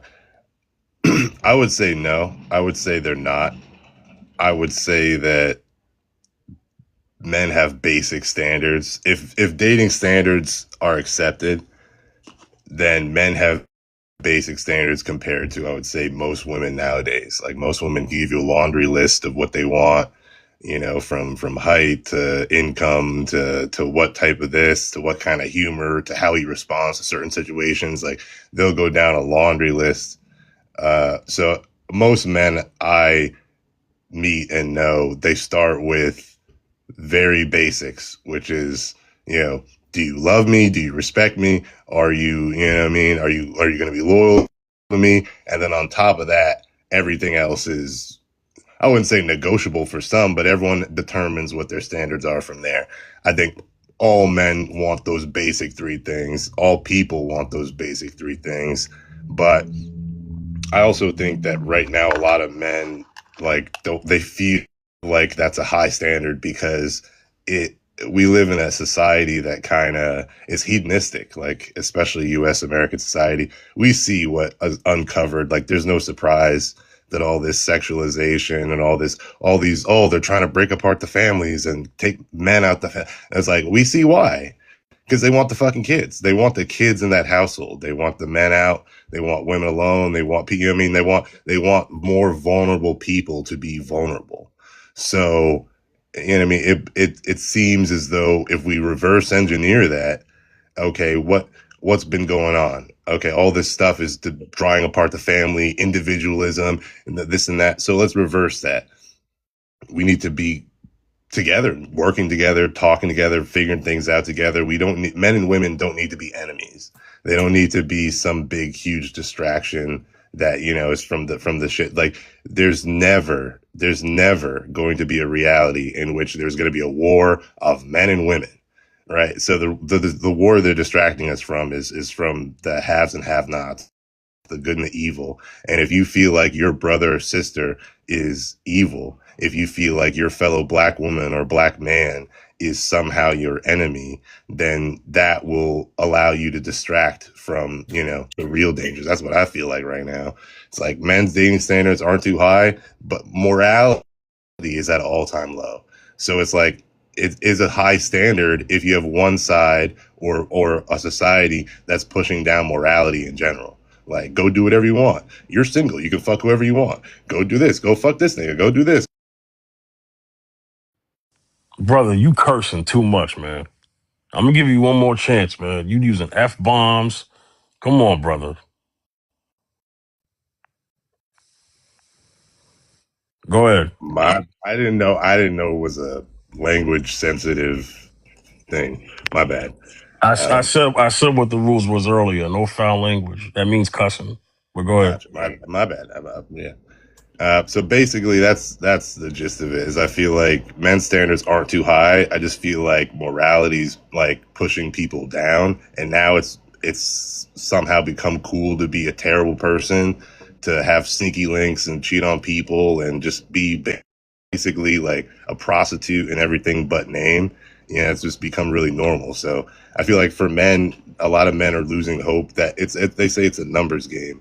But it's like, if you keep running into the same type of women, then you start to feel like it's a societal problem. If you feel like it's a societal problem, then maybe you pull back, or maybe you make changes, and then society is affected. Like, you know what I mean? That's what it is. Birth rates decline, relationships are unhealthy, children suffer, families suffer, structure suffers. Like, the nuclear family is the basis of society, which is why, China, Russia, all these places that are quote unquote enemies, they do everything they can to protect the idea of the family unit and the health of the family unit.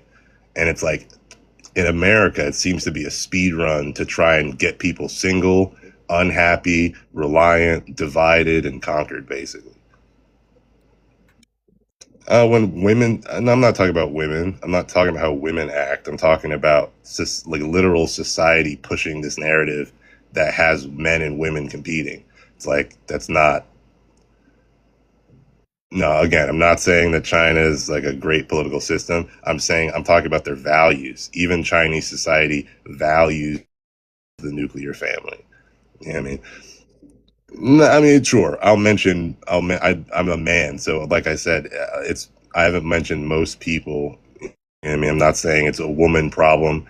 I'm saying men have these standards and this and that. But again, the question are men's dating standards too high? So I've only mentioned women in the prompt. Like, are men's dating standards too high is the question. So I answered the question. All right. Hey, Fly, go ahead. I know you want to go. I have a question for the men too when he gets done. Nah, go ahead. I want to hear your question. I like to piggyback off stuff. Well, my question is like, no man has really set a standard to me. I mean, maybe I missed it, but what is a standard like that y'all have? A great attitude. I'm looking for a woman with that just make me feel like, it make me feel like that like I'm having a conversation with my childhood crush.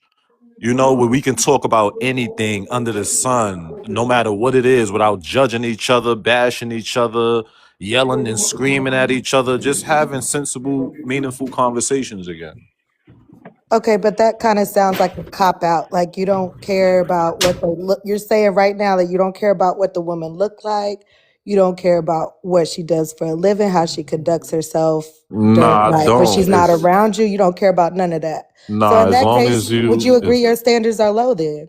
yeah, I mean, now it was low, but now it's high because of my own reasons. But my standards was incredibly low, where I had a car, my own place, and my own everything, and I'm dating women who was still living with parents, working at Popeyes, and just trying to come up, and I'm paying for everything, paying half of her bills and things, and she's not doing nothing in return for me.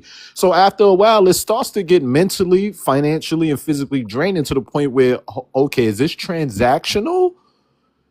Everything feels like a transaction. Well, if she's not doing anything for you, then it's not transactional. I think sometimes y'all forget what transactional means. It means an exchange of transactions. But No, I'm speaking on it now. I'm speaking on like, now. I mean, Like but you now, said now everything you're. is just transactional. I'm sorry, let me clarify, because I guess when I asked the question, what is your standard? That's what you said your standard was now, being able to have the conversation with somebody. Not a positive attitude. A positive attitude, Yeah. but you see how it's kind of like you don't even know what your own standards are, because then you were talking about your He past. just said it. He said it multiple times. Let me Don't finish. Let gaslight me him. A finish. positive attitude But comes were you with not just having a talking about? conversation, Were you talking not about just meaningful talking about the lady stuff. who works at Popeyes who wasn't doing nothing for you? So you also want somebody to do something for you. Am I No, going that's not I what he crazy? was with said. her when she wasn't doing anything for me. But you're not You with her not hearing anymore. yourself right now. You No, challenging I'm They trying. just I yourself they guess right I'm want now. to trying smooth to. you One mic, One at a one time, mic, guys. One mic. one I mic. was still with her even though she wasn't doing anything. So who is after? Like what? Huh? I'm asking, why are you not with her? It's because she didn't have a positive attitude. That's where I'm Yes, confused. because she didn't. She had a nasty agreeing. attitude. Okay, so she had a nasty attitude, and she didn't do anything with you for you. So you had no standards at all at that time. No.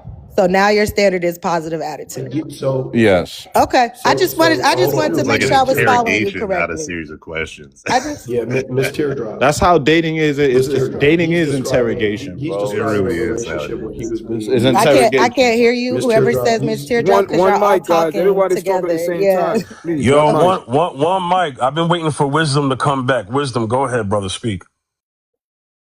Yeah, so Miss Teardrop, he's describing a relationship where he was being used. So I think that it goes without saying that if you not just having a good attitude, but also don't do anything bad to me, don't use me, don't abuse me, don't mistreat me, don't lie to me. So those aren't those aren't really standards, right? That's just if you're in a relationship in good faith, then you shouldn't use, abuse, lie to, cheat on the person that you're with, right? That's not. And that's really what a I was standard for a getting person at. I didn't because really feel like he obvious set a you don't want standard. anybody to hurt you. Yeah, okay, but his standard is don't do anything terrible to me, right? And have a really great attitude.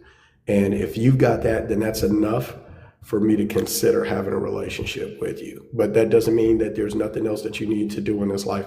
Like, let me ask you a question. You said that you aren't aware of male standards. Okay, I think that men do a better job with their standards a lot of times than women do. Let me give you an example of why I say that. There are two things that women are in control of. Women are in control of how many babies get born. Women are in control of their bodies, who they give their cat to. Men are in control of two things. Men are in control of marriage. Men are in control of the relationship.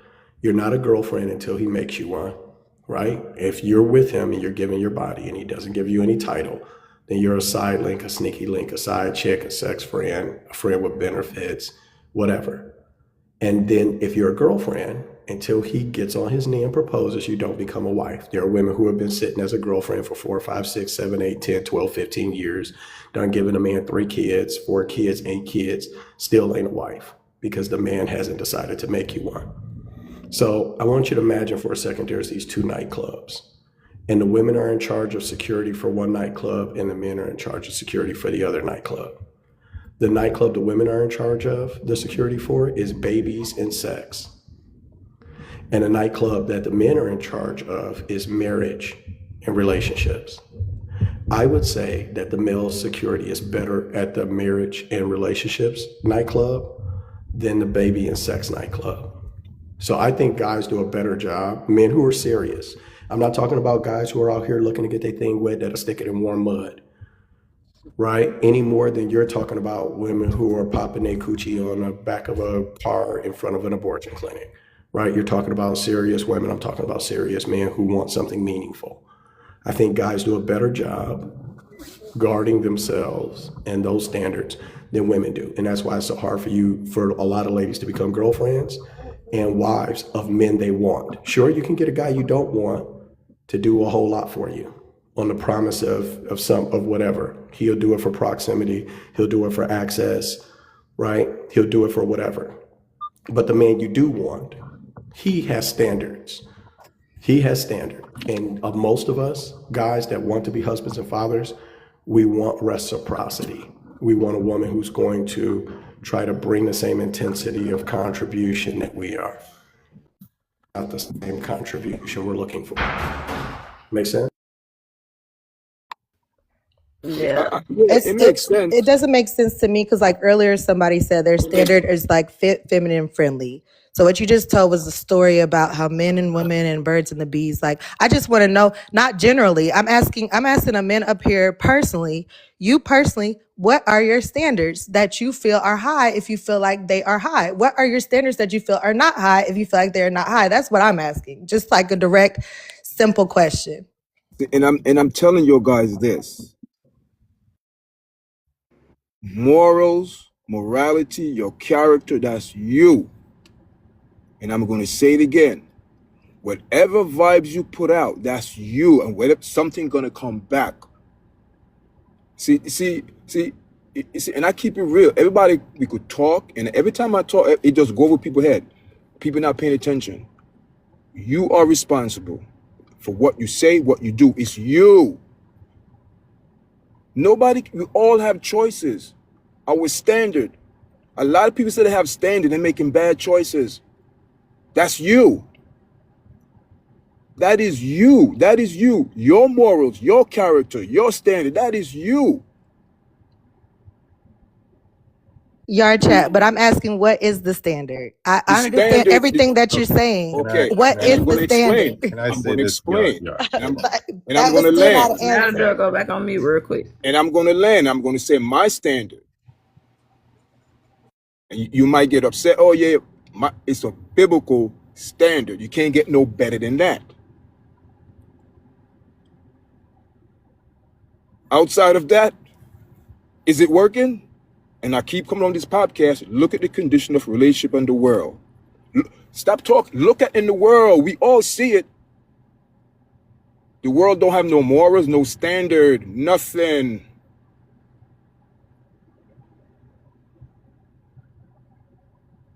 All right. I'll land. Now, was that not the link? Everybody, hold on 1 second. My brother Beyonda has to say something real quick because he's gonna have to jump out. Beyonda, go ahead. Hey, how's everyone doing? Good, brother. Go ahead, brother. All right. The simple answer is no. Yeah, no, because women that if you're looking at men's attraction and women's attraction is asymmetrical, so it isn't the same thing. We look for different things. So men look for generally less. Women look for more because when they're pregnant for 9 months, they want to have a guy that has their stuff together, So they're going to require the men to have more as far as status, maybe income or whatever. So that's natural. I would say in today's day and age, I would say average women don't even want average men because average women are on social media and it inflates their ego and kind of puts them in a different reality. So they kind of expect a higher status man when really they don't really qualify for that, I guess. And so because their standards are going, theirs are higher, men's are lower.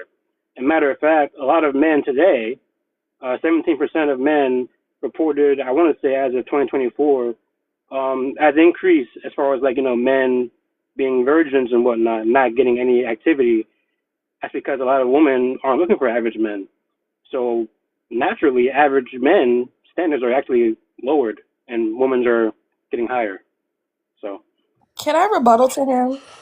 Hey, you can go ahead, but I want to say something to Teardrop in the comments. Hey, when you get a chance, Teardrop, come back up because I wanted to address you. And sometimes when you have a lot of people on the panel, stuff gets said. It goes so fast and stuff gets missed. But I'm a professional at this, so I know exactly where my point is. But Teardrop, if you're in the chat, cool.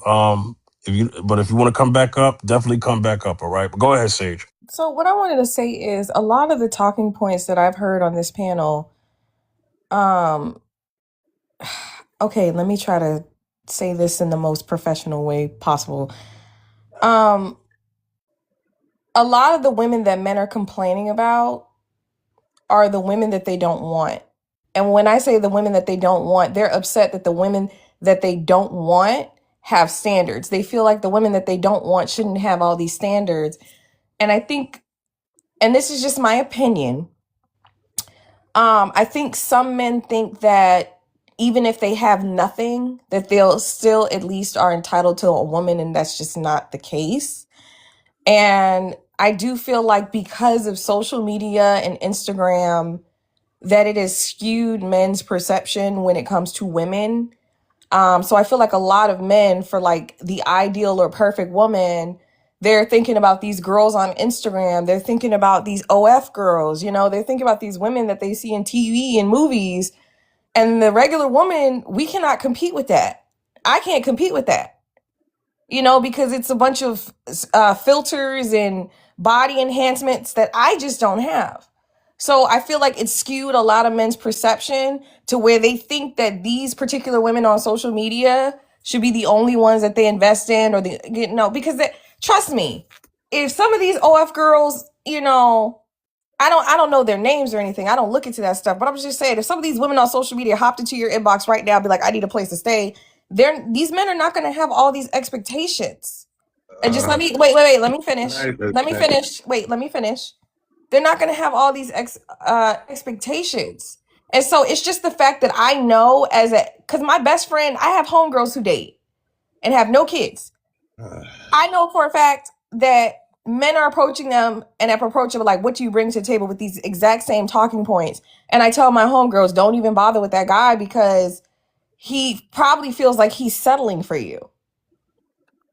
You guys don't even want, a lot of you men don't even want the regular, average, everyday woman. That's Hold on. not the Okay, woman that you. I would love to. Yeah, Can that's we not the one. hold on? Can I please respond?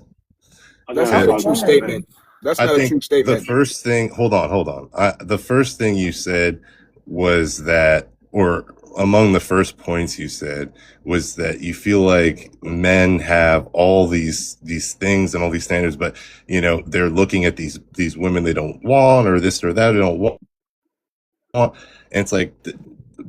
Getting to know someone is the process of determining whether or not you want them, whether or not you like them, whether or not they fit your standards. So a lot of the time, if a man is after what we're telling stories about trying to, you know, get to know a woman and it doesn't work out, men will try, like oftentimes you talk about, like, there's a lot of comments about, oh, like you're talking about girls working at this and this and that. And it's like, for men, it's not really about the station in life of a woman. It's really about the intangibles. It's, are you very kind? Are you nice? Do you make me feel happy? Do you make me feel better about myself? You know, like, do I feel like I'm an ally in this world?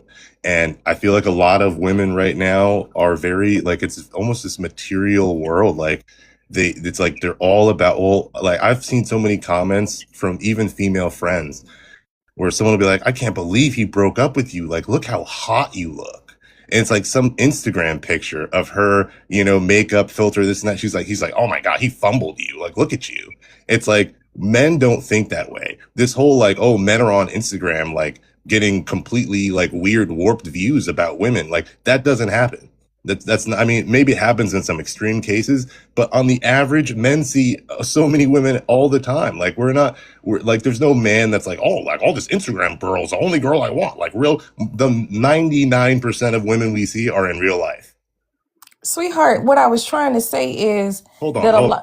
I didn't interrupt you with a sweetheart. Yes, you actually did interrupt me, but I'll go ahead and I didn't. I let you Guys, talk. relax. And Please show respect to each other.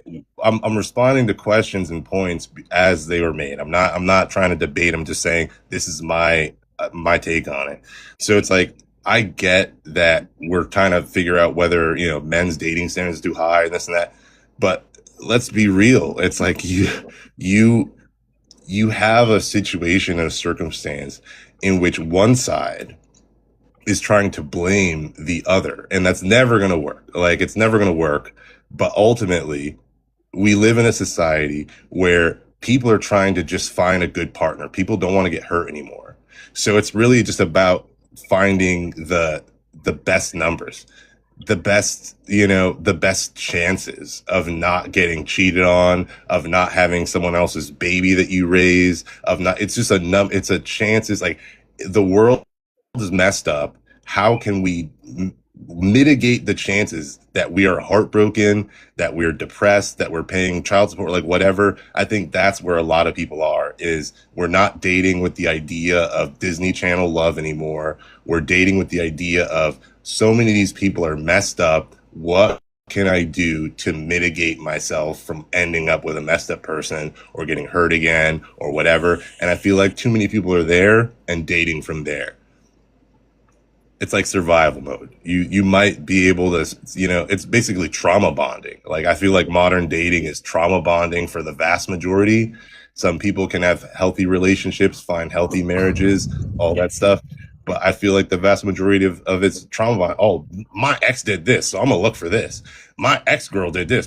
This girl. So you just start going down the trauma bond chart to figure out who you're gonna date next and who you're gonna be next. And I think that's a very unhealthy place for us to be in general. Monta, can you say that S word you said earlier? What was that S word you said earlier, like a couple of seconds ago? The S words you use. I don't want to say the word, you just said it.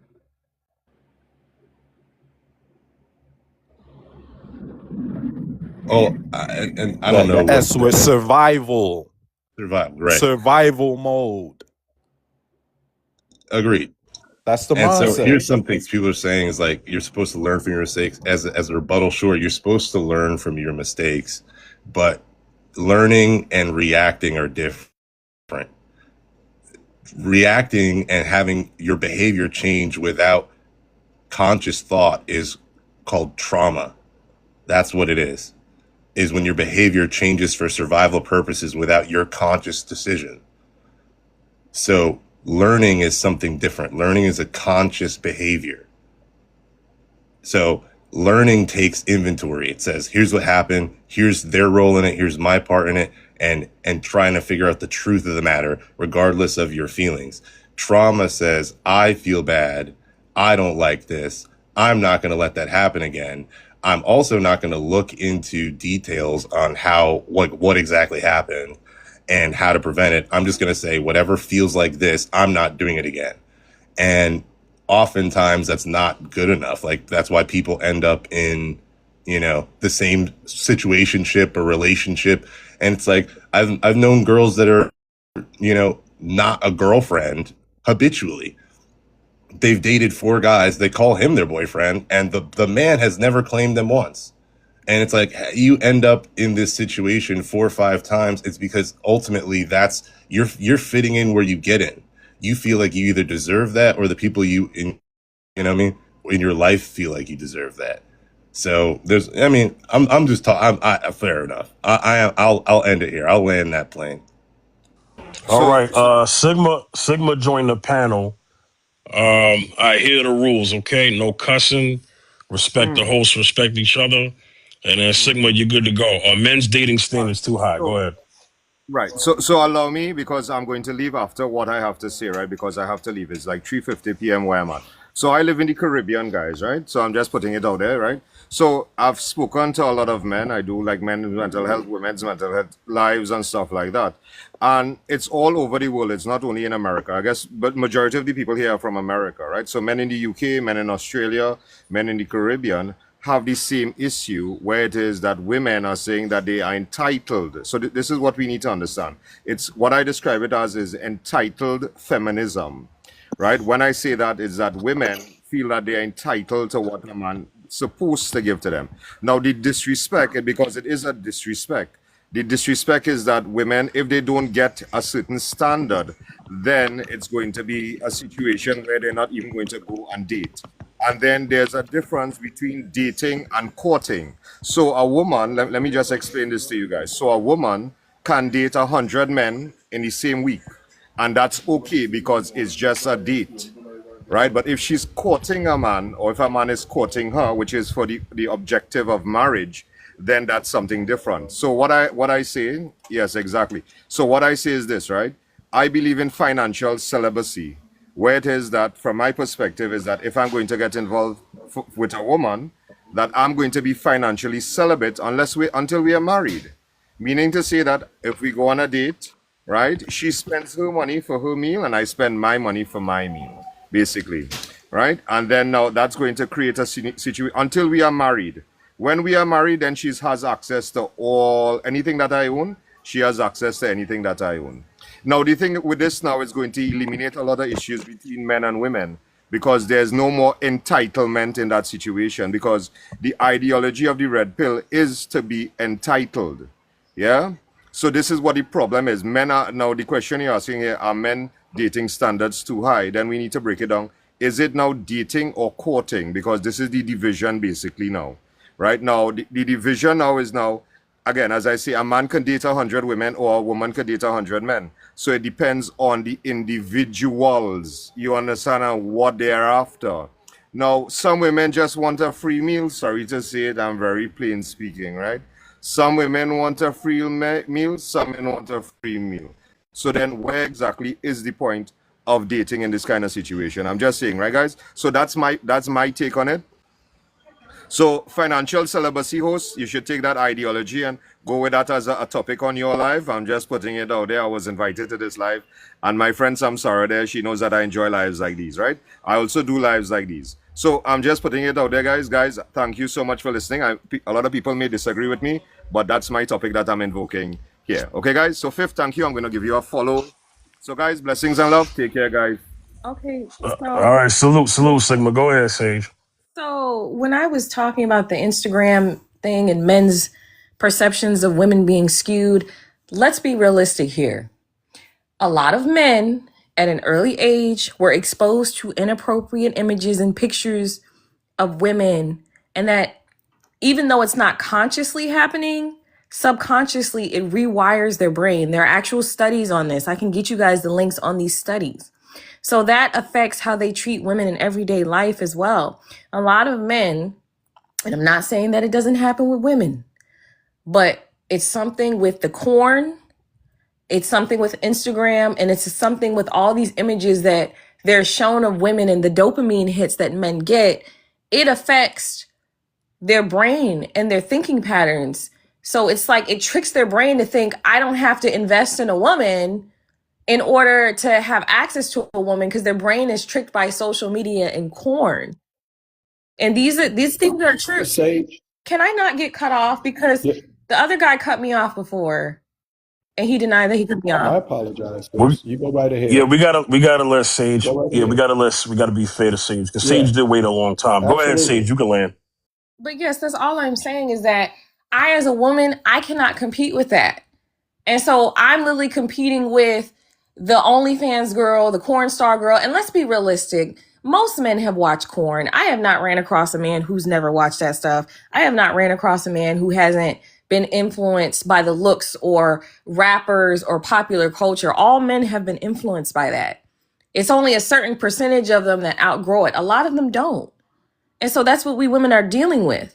And when I'm telling you, when a man really likes a woman, there will not be all of that negotiation about financial expectations. Trust me, every black man that I have been with, they have poured into me. I literally walked into one of my ex-boyfriend's jobs when I was younger, and they were like, should I hand my check to you or should I hand your check to you or your girlfriend? And Oh God. my father, okay, he's from Newark, New Jersey. He had money on him back in the day. At no point in my time in my father's life has he ever told me to split bills with a man. At no point in my father's life, anytime I would ask my father for something, he was like, where that dude at that you talking to? Where he at? What he doing? That's what my father would say to me. So, and it was mentioned earlier, no father is giving his daughter that type of advice. And I land there. So I got a question for you, Sage. So is it that every man that you've been with, foots the bill and pays for everything? Or is it that they're all comparing you to Instagram models and it's unfair? Which one is it? Because I don't think you can logically have both arguments. I think either men are asking you for 50-50 because they're comparing you to Instagram models, or men are giving you what you want and you don't have to do anything but show up. Which one So which one is it? men are not a monolith. Men are not a monolith. Men exist on a spectrum. Not all men are the same, and not all men want the same type of woman, or they're not all looking for the same things. So my experiences with dating black men, I've had negative experiences, but for the most part, they've been positive, and the black men that I have dated have poured into me and paid for stuff and paid bills and done stuff for me. And I know black men can do it. And then Okay, so in the same breath, there is a subset of men that exist who The real woman that they want are the OnlyFans girls, the girls that they see in pornography, the Sure. Instagram girl that they follow. That's their ideal woman. Okay, I understand. So when you said I am being compared to these women and I cannot compete with them because I do not have those curves and I am not using filters, you didn't mean you yourself. You meant other women because for you, you are not being compared to these women. You have been with men who pour into you and expect nothing in return. Well, so when I say I really should have said, women, a lot of us women as a collective. Okay, so you're speaking for the experience of other women. I get it. Yeah. Okay. Well, you can definitely do that. You're a woman, and I'm sure you know as much about women as anybody. Here's what I would say to you. Or let me ask you this too.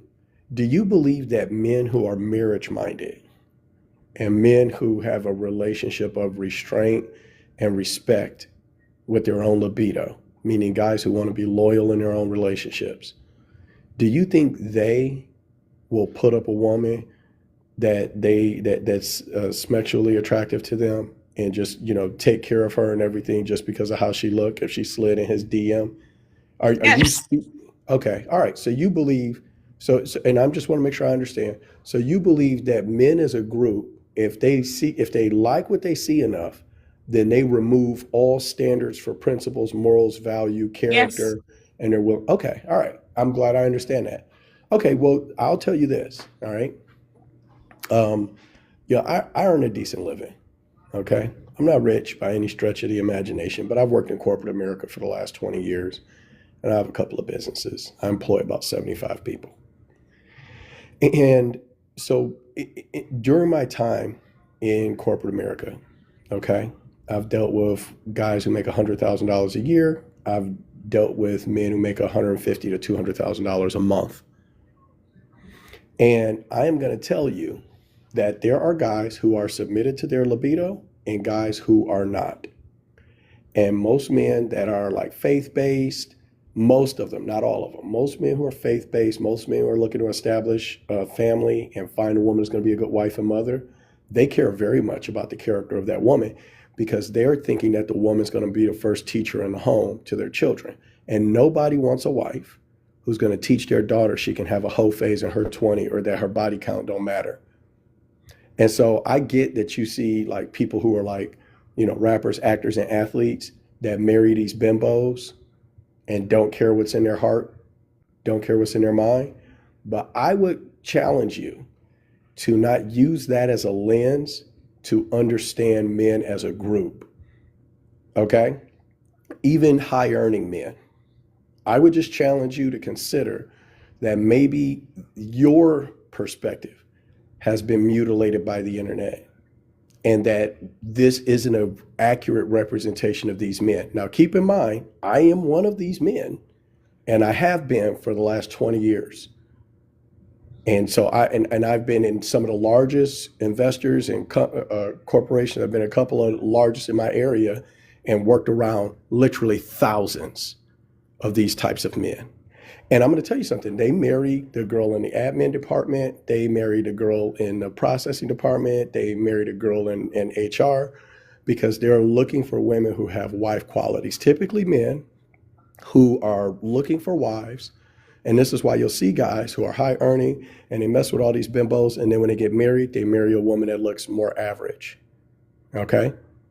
And the reason why is because you're judging the woman based on what type of wife and mother you think she's going to be and what her character is and whether you think the relationship is going to make it, more so than how she looks. But there are men who judge on how they look, and those guys are submitted to their libido. And dudes who move like that, some of them can make a lot of money, but it's hard to hold on to your money when the chief thing in your life that you sacrifice for is your ding dong. It's just hard to hold on to your money because you pick women who leave you and you end up wasting a lot of money. Women cost a lot of money when you want to deal with bimbos, and they typically end up costing you your reputation, So I just want you to consider the fact that maybe you don't understand those I'm men not as well saying as you're you think you wrong. do. No, I'm not saying you're wrong because, like I said, Yes, ma'am. men exist on a spectrum. Okay, you guys are not Yes, all the ma'am. same. There's some amazing men out here, and I've had very positive experiences with men. But what I wanted to hone in on is that there is a subset of men who I've seen women, particularly as Black women, come online and say they're having problems dating because a man wants a thick light skin or a man wants a big booty Latina, a Latina. And that's what I'm talking about. Right. That's one of my frame of references. It's not that those particular men that you talk about do not exist. They exist, but it's not enough of them for every single woman to have one. That's what I I'm don't think saying. there is enough of them for every single woman to have. I agree with you 100% on that, but I'm telling you that women aren't even looking for them. So check this out. There's a body. Hey, wisdom. Can Yes, you sir. do something for me real quick? Yes, You sir. are a wise, intelligent brother. I know because I've seen you on the Peef. There's a lot of statements that Sage has made, and I'm not being disrespectful when I say this, but brother, you have data and statistics, right? And for the audience, there's some things that I need you to kind of say so that you know exactly what's going on with the average man and woman, because we all know that most people date in their social class. Most people who are average are with each other.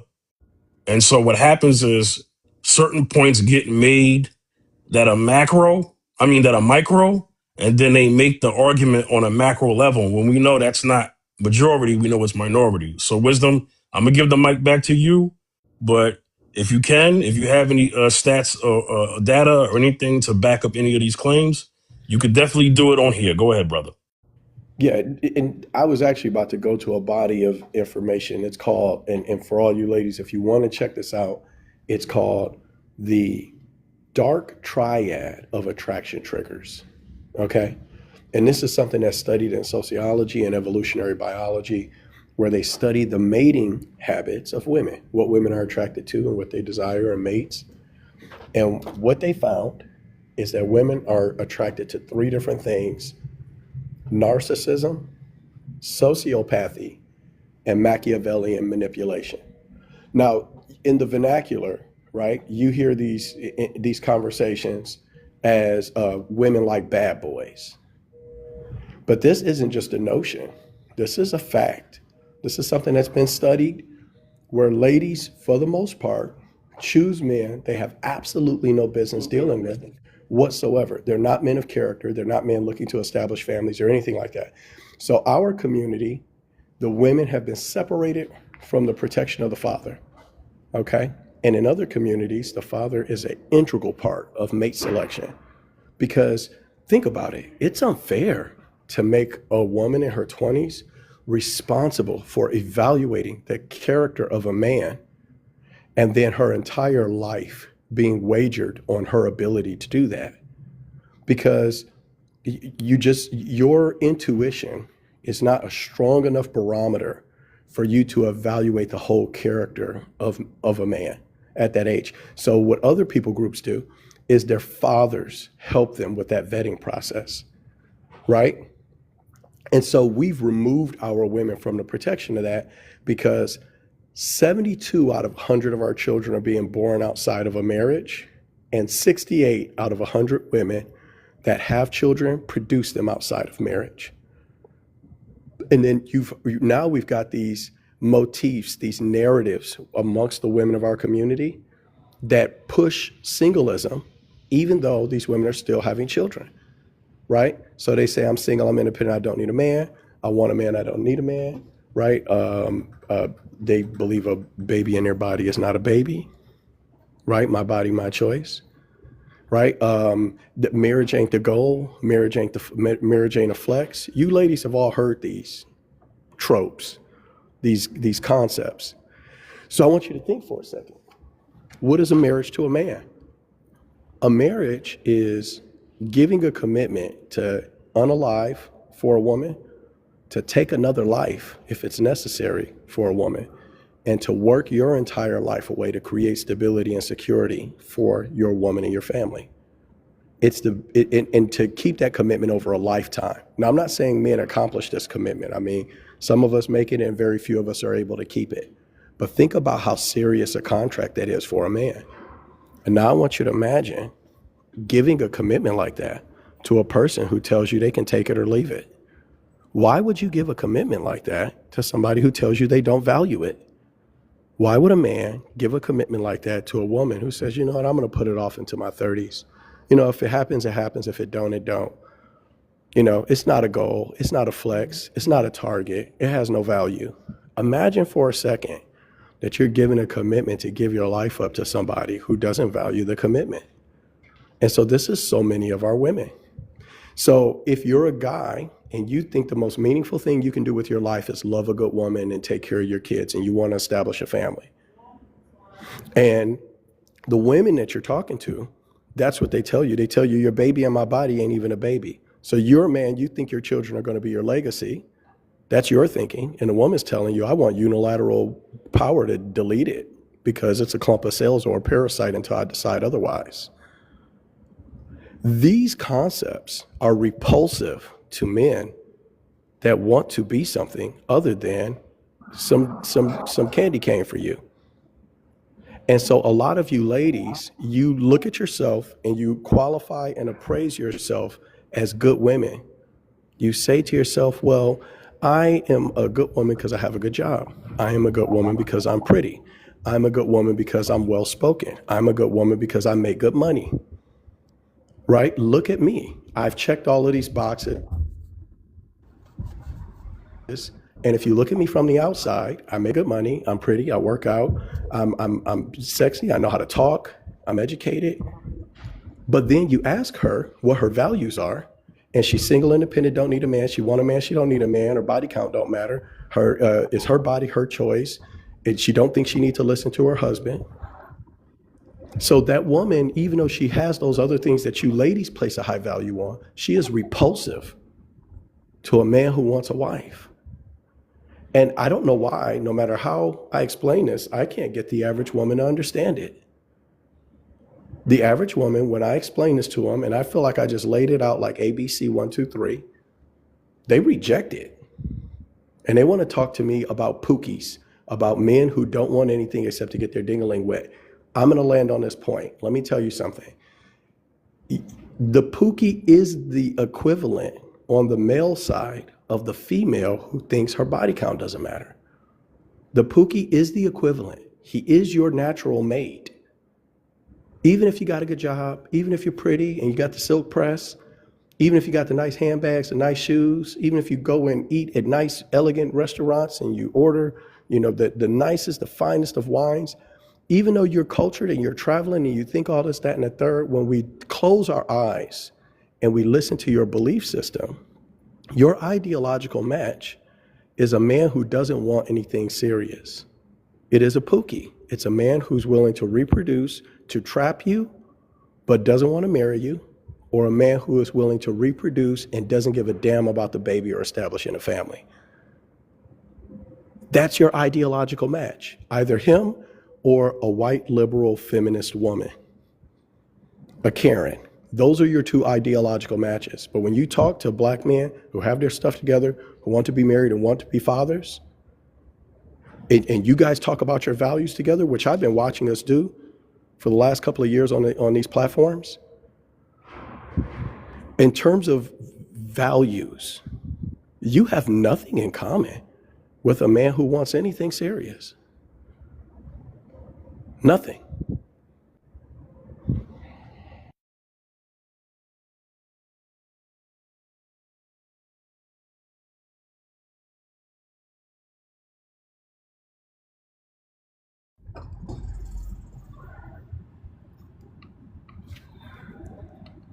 Very good points. You know, those very good points. That brother is the bomb. The way I see it, you know what I mean? I understand the dynamics, what's going on in the world, what took place, the distraction, all of that behind it.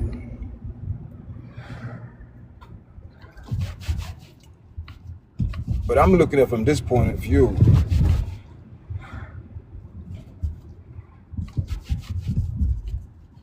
We supposed to be the teachers, not just to protect the woman, but to teach her, to show her.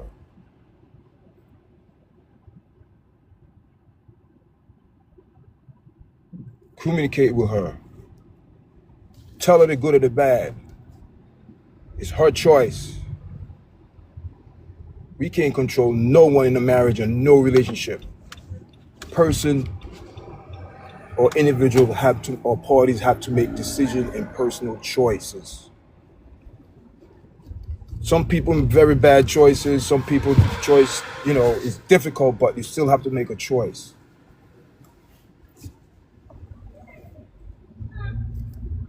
Speaking about our black women, what happened to our black women? Black men got to take accountability as well. We can't just throw the burden on the black woman, because the black woman been through a lot through history, especially in the 70s and 80s and the early 90s. Who you think raised those men that used to want to be husband now? The man wasn't there. We cannot look at this one-sided. It's both parties are accountable. I'm married. I didn't go looking for a wife. Love found me. I'd never go look for a wife. Love found me. Because love gonna make you be a better husband. Love gonna make you be a better wife. Love gonna make you work together. That's the lacking in the black community. No love. It doesn't matter what you do. I don't care how much money you make. All of these people that you see, what their problem? They still have the division. Problem. People, they have all the money in the world, still have problems just like me and you. We lost our morals and standard in our culture. We, us, man and woman, we all have to take accountability. There's no pointing finger. Oh, she did it. We all have to look in the mirror and take accountability. Everyone know when to do something wrong in their heart. There's a light. Everybody know that. If you're not mentally challenged or whatever it is, you know when you're doing something immoral, out of character. We all know that. That's wired in us. We know right from wrong. That is, nobody can sit on this platform, man or woman, cannot deny when we're doing something foul and wrong. We know, because there's a thing go off in our head. We all know it. We all have choices. Come in the world by ourselves, we're going to leave by ourselves. So don't blame no one. We all have to be better. I could be a better husband. I could be a better father. Stop pointing fingers. Take accountability. That's what my platform about. Your chat. You are responsible daily. Stop pointing fingers and look at you in the mirror. I keep telling people, going back to everybody take accountability. It doesn't matter. Whose fault is it? Every other race is doing things together, the black culture. Whose fault is that? Is it white man? Is it Caucasian man? Is it Asian man? My kids are half Japanese. We're going to tell me, don't listen. It's about love.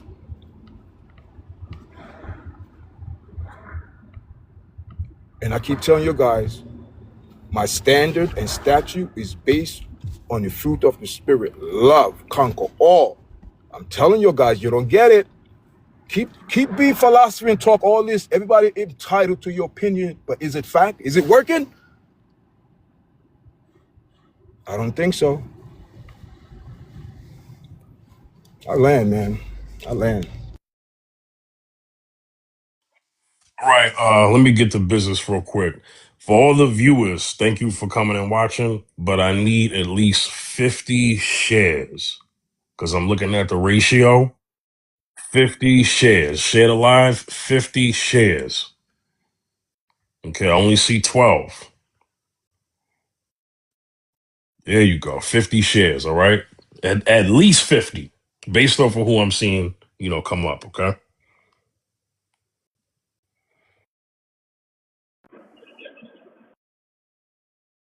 these conversations go so fast that things get missed. Sage said a couple of things before she dropped, and I kind of waited patiently, right? And so here's the thing, right? She kept mentioning 50-50. I mean, that's an exhausted point, but most men are not asking for, and she means monetarily, I'm thinking. Most men are not asking for 50-50. Most men. She talked about investments beforehand. Investment is not just monetarily, investment is also time. And if you're respectful of time, then a man honors his time. And then men do what you call a cost to benefit situation, right? If you're not feeling the guy, and women feel the same way, you're not gonna go on a date with a guy you don't like, or will you? And men who value their time, other than just their money, and who they invest in that way, know that they're not just gonna get involved with any person. A man of attention, and this is why for the ladies on the panel, I wanted them to be there because I wanted to ask them, do you know the difference between attention and intention? Because a woman earlier came on and talked about, yeah, it's easy to get a man. Okay, it may be easy to get a man to go to the bedroom with you, but to marry you, very, very few get married. Many get the other thing, but very few actually get married. So what exactly are we putting up as a flex? Because how we keep score with men is marriage. Did it go to marriage? Or did it just go to, clap cheeks and then move on? Because that's you didn't win in that situation. So what are we talking about here? Let me get the Sam Sarah. How do I say that name? Yes, that's correct. Hello, how are you guys? How you doing? How you doing? Hey, welcome to the panel. I have rules, okay? No foul language, no cussing. Respect the host, respect each other. And hey, you can get to the topic and then you can get to the conversation with everybody else, all right? Are men's dating standards too high? I think men are quite simple, to be honest. And I think because of the dynamic of women having entitled feminism, it really has changed everything. So now they have decided to kind of give it back to them, kind of thing. And I think this dynamic has kind of shifted everything into another whole dynamic, because what's happening is women have become more masculine as well, and they're not in their true feminine nature and their softness and nurturing self. And with this dynamic, they feel like they're actually talking to another man, in a woman's body. So I don't think it works. So I think this is a big issue here. All right, Shenron. Shenron, you there? Yes, sir. All right. You know the rules. Go ahead, answer the prompt. Are men's dating standards too high? Go ahead, brother. All right. No, I don't think they're high enough, honestly. And the reason why I say that is because if they were higher, we wouldn't make marriage before having sex with a woman be the standard. We wouldn't have to worry about all this other stuff that we allow or that we do. There would be a standard that men enforce for men. But as a result, and because it's not the standard that we enforce for men, right? It's allowed our standards to be lower than what they should be. And as a result, it has a negative impact on society. I agreed on that point. That's exact what I'm talking about. We the head. So if the head is not going straight, where you think the tail gonna go? Well, I wouldn't even, I mean, don't get me wrong, I hear what you're saying, but it's not even that. Like, even if men weren't the head, the fact of the matter is when it comes to marriage is something that, as far as I can tell, men created to benefit men. So with that being said, if we're going to leverage marriage as something that is supposed to be necessary in order to build society, then we would do things that incentivize men as men to actually want to get married to women instead of creating these issues that have a negative impact on society as it's presently constructed. Exactly. And it's and you could see the impact on society for all these years. You see it now, right? We all see it. You know. Good point, brother. Good point.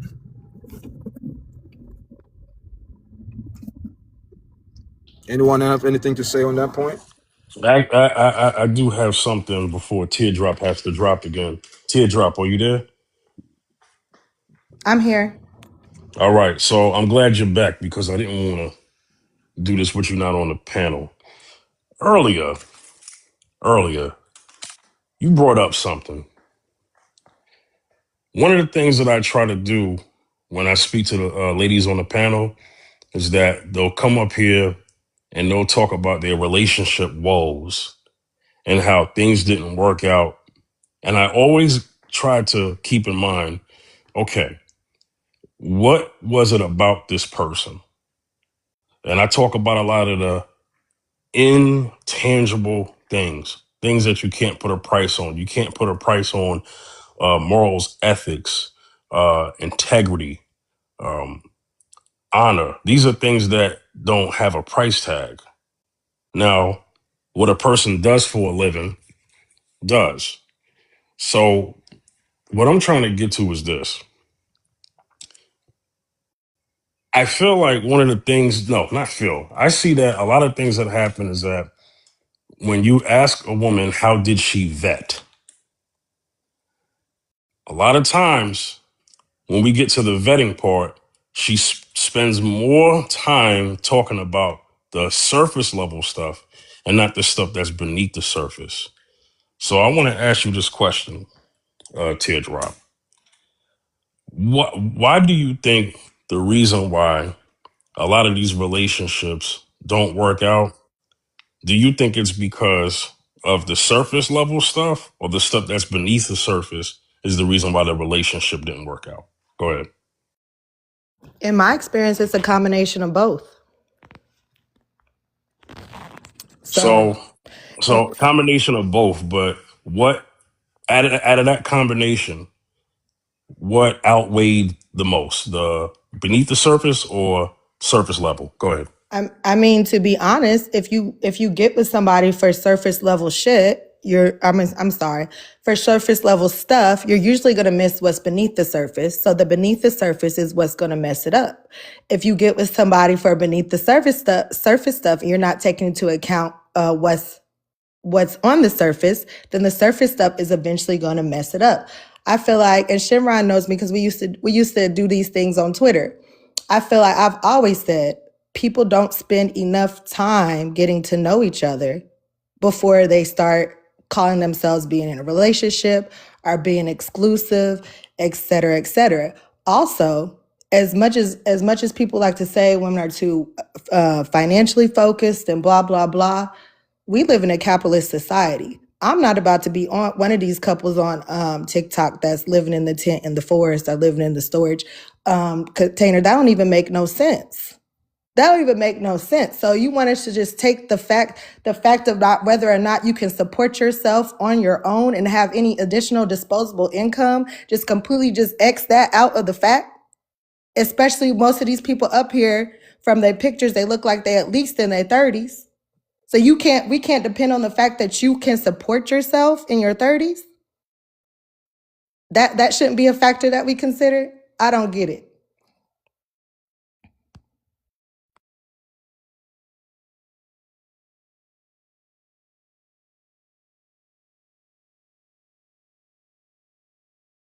It looked like something happened with the host. Is anybody else still here? No, I'm here. I'm here. Oh, okay. Anyone else want to comment on that? Anyone else want to comment? I think the host put us on pause for a bit.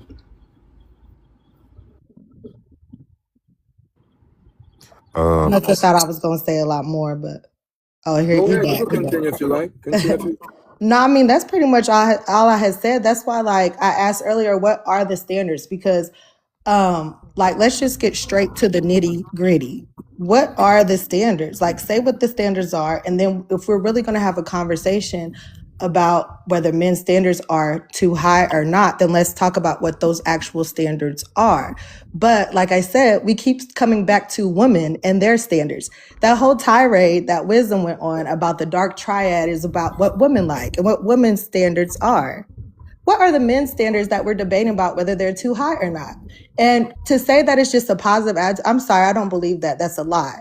Because y'all do look at what women look like. And somebody said earlier, they said fit, feminine, and friendly. That the first two are physical traits, can be argued to be physical attributes. So don't get on here and start lying and say, oh, she need a positive. No, That's what I no. keep telling people. That's what I Like keep you telling lying. That's what's kind of like making me mad about the conversation, because y'all are not being truthful. And so that's why I was saying, like earlier when I asked that, and then when Sage was responding, she was being gaslit, because y'all do look at what women look like. Y'all do look at that. And Also, what that you dude saying did is interrupt 100% you. Like, don't lie. what you're saying is 100% facts, because that's what I'm telling people. People come on social media. It's a makeup world. That's what I keep telling people. I sit back on this podcast and I listen. And people come on and put on the front. That's on them. But when reality struck, it is what it is. But what I want people to understand is that what is the solution? I said in the chat. Where we go from here. We all, coming on here and we voicing our opinion and we have facts and whatever we're putting out. But what is the solution? Standard. Listen, everybody should have standard. Every person should have standard. If you don't have a standard, that's your problem. I have a solution. What is the solution? It's So- not just that. Like, it's just that your looks aren't the end all be all. I tell guys all the time, 7s are the real 10s. Oh, my bad. I wasn't saying What's nothing. your solution, Yeah. Teardrop? The idea The that the most narcissist important was thing about a speaking, woman. and that happened earlier when Sage was speaking as well. That dude did cut her off. One mic, please. Go ahead. Teardrop. Sorry.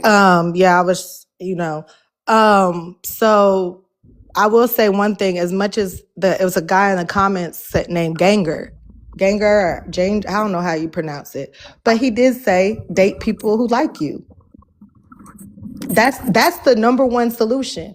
I feel like Sage had a point in that, yeah, maybe not everybody is just looking at looks, but for a lot of times when you're trying to see if somebody's single, and then like you're automatically trying to think if they're available for you. A lot of times when I get approached, it's like the men have never even thought in their life. They're so flabbergasted that I'm not interested in you. I don't care what you have to offer. The way you approach, the way you look, I don't even want to consider it. I don't even want to hear it. And they still try to force themselves. They still try to force themselves to talk to me or whatever. So I just feel like people need to slow down. People need to work on themselves, and they need to date people who like them. And that's why a lot of times you should just be friends first. So you don't even have to be friends, be acquaintances. Just get to know people. Just slow down. I could live with that. That's That's true. What you're saying is true. If people get to know each other, but what I see in society, people like these microwave relationship quick, and don't get to know that person. And the thing is, we all have choices, and we also see the red flags, but we ignore them. If you go in a relationship and you know what is your standard in a relationship, and and that person, you choose a person that, and there's red flag there, don't quite meet up to your standard of how you respect yourself, how you love yourself, and you say okay, and you continue a relationship, you deserve exactly what you get.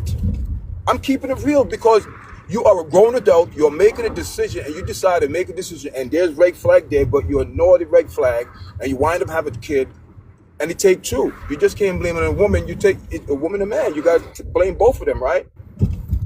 Both of them not taking no type of accountability. And it's all about accountability. Yeah, I don't think that it's that anybody was gaslighting Sage. I asked her a lot of questions to make sure I understood her thinking before I responded to her. And I asked her very clearly, like, you think that the majority of men will accept a woman completely despite her character just because she's beautiful and put her up and take care of her? And she said, yes. And I said, okay, so this is what you're saying. And she said, yes. So nobody gaslit her. We're not saying beauty isn't important. I'm just telling you that most men, even though they place a high value on a woman's beauty, men who want something serious, and I made sure I qualified that with her too. She said, men are a monolith. I said, yes, I know. So guys who are looking to establish families, these men will deal with a woman no matter what her behavior is like because of how beautiful she is and put her up and take care of all of her bills.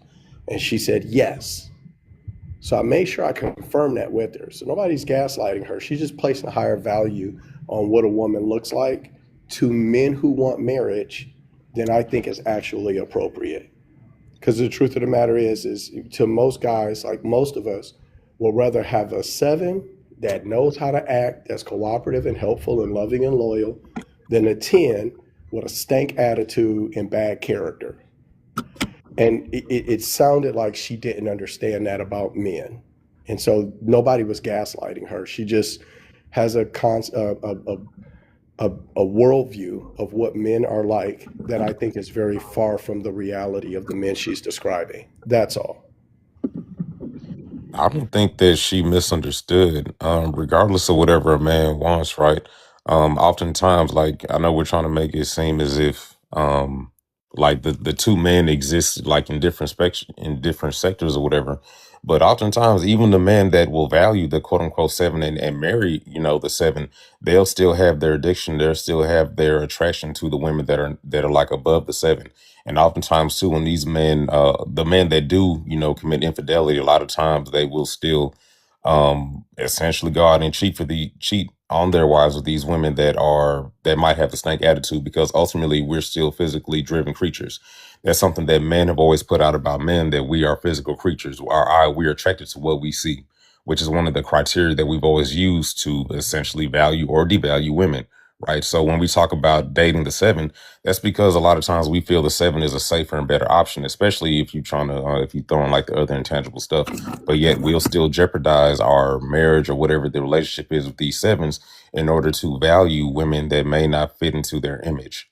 I Which agree that. some people don't necessarily consider that maybe as cheating, but some women do consider that a type of infidelity, because why are you still out here lusting after women when you're supposed to be satisfied with your wife at home? Yeah, so I agree that everybody desires beautiful women. That doesn't mean that they're going to throw their life away for them. Statistically, only about 28% of men cheat. So that's 100 married men, 28 out of them step out of their marriage. 24% of women cheat. So 4% less. They don't do that much better a job at fidelity than men do. So, fidelity is a problem for people, men and women. Both men and women. So if you're a high earning man, it's not that you married a 7 and now you're going to cheat on her with a 10. That isn't more common. All men struggle with being loyal and faithful, and most of us do a better job of it than those who fail at it.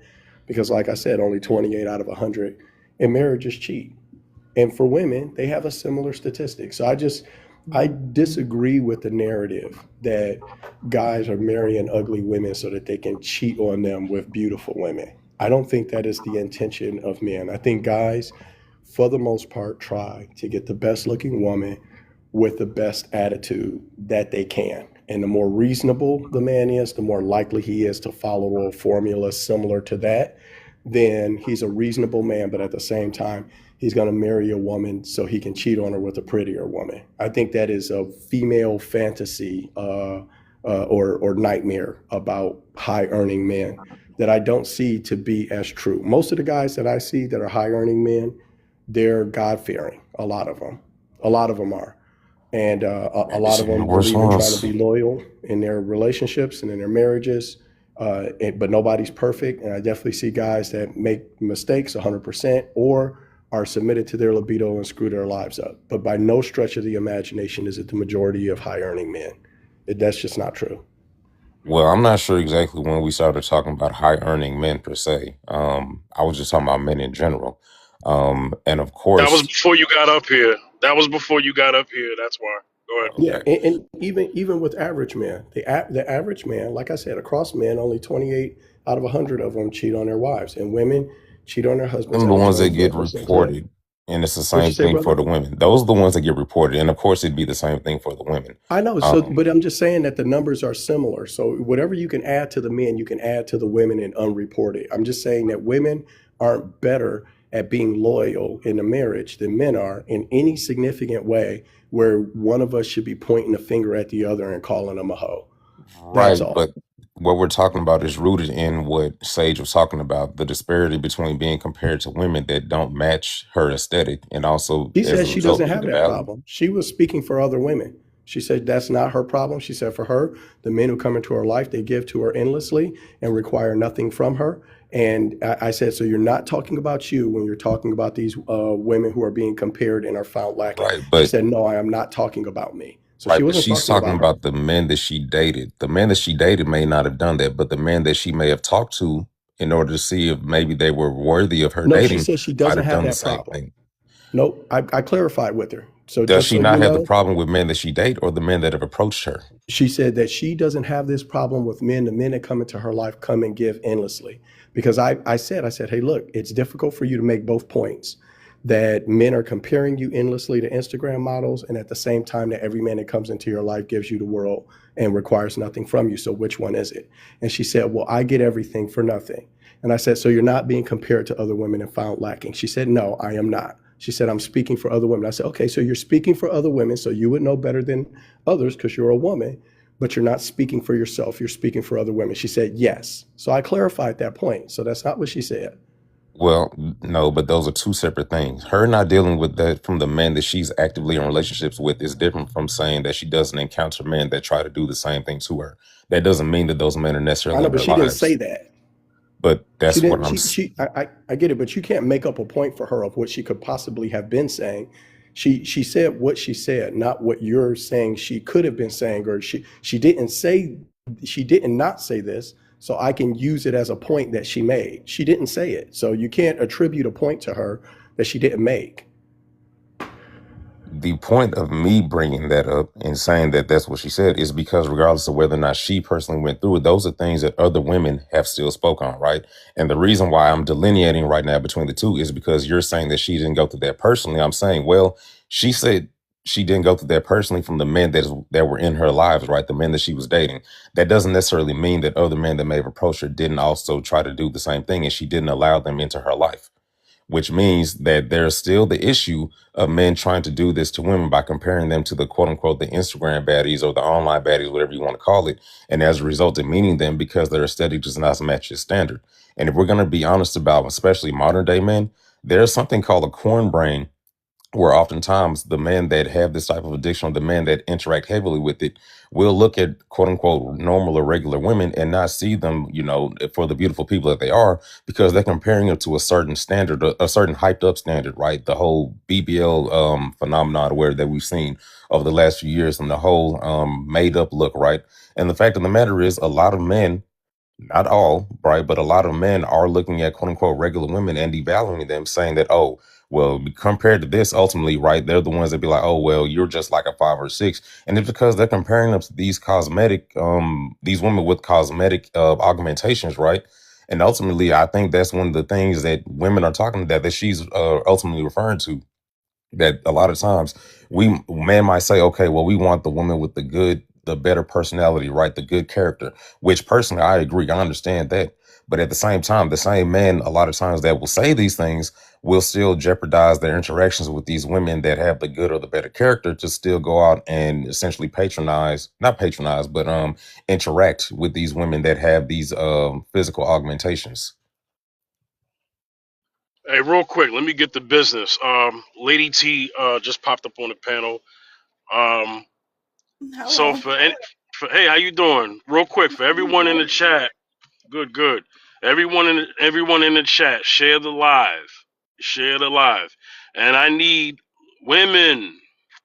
I need women who have an opinion at this point of the stream. I need women to who have an opinion on the topic and want to contribute to the platform and talk to the ladies and gentlemen on here. I need y'all to come up, okay? All right, go ahead, Lady T. The rules are no cursing, no foul language. Respect the host, respect each other. All right, and then answer the topic first, and then you can get into the conversation with everybody else. Are men's dating standards too high? Go ahead. Well, I look on it, it depends on the man and it depends on how much he's actually healed. So the thing is that when a man is unhealed, he will have different types of standards as much as a man that is healed, and he'll have certain standards for a woman. And it depends on where he is in his life.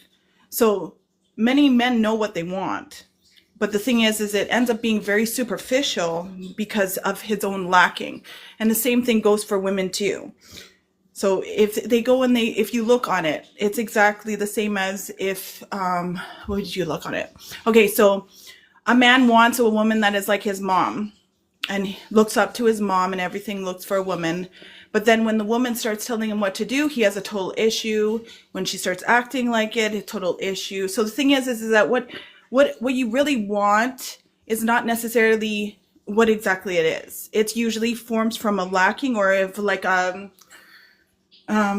what support system that you had in your life, something like connected to make you feel safe, feel comfortable. The same thing when it comes to a man too. If he doesn't feel established, he will feel of lack there is if the woman is highly so if you really, even with the conversation that was stated before, when it comes to ranking women and saying, oh, well, I would prefer a model, but can you afford a model? Can you go and you deal with a model? Can you be in a relationship with a model? Can you be up to her standards as well? So sometimes it's more so a fairy tale of wishing and stuff like that, and a lot of people put it up there.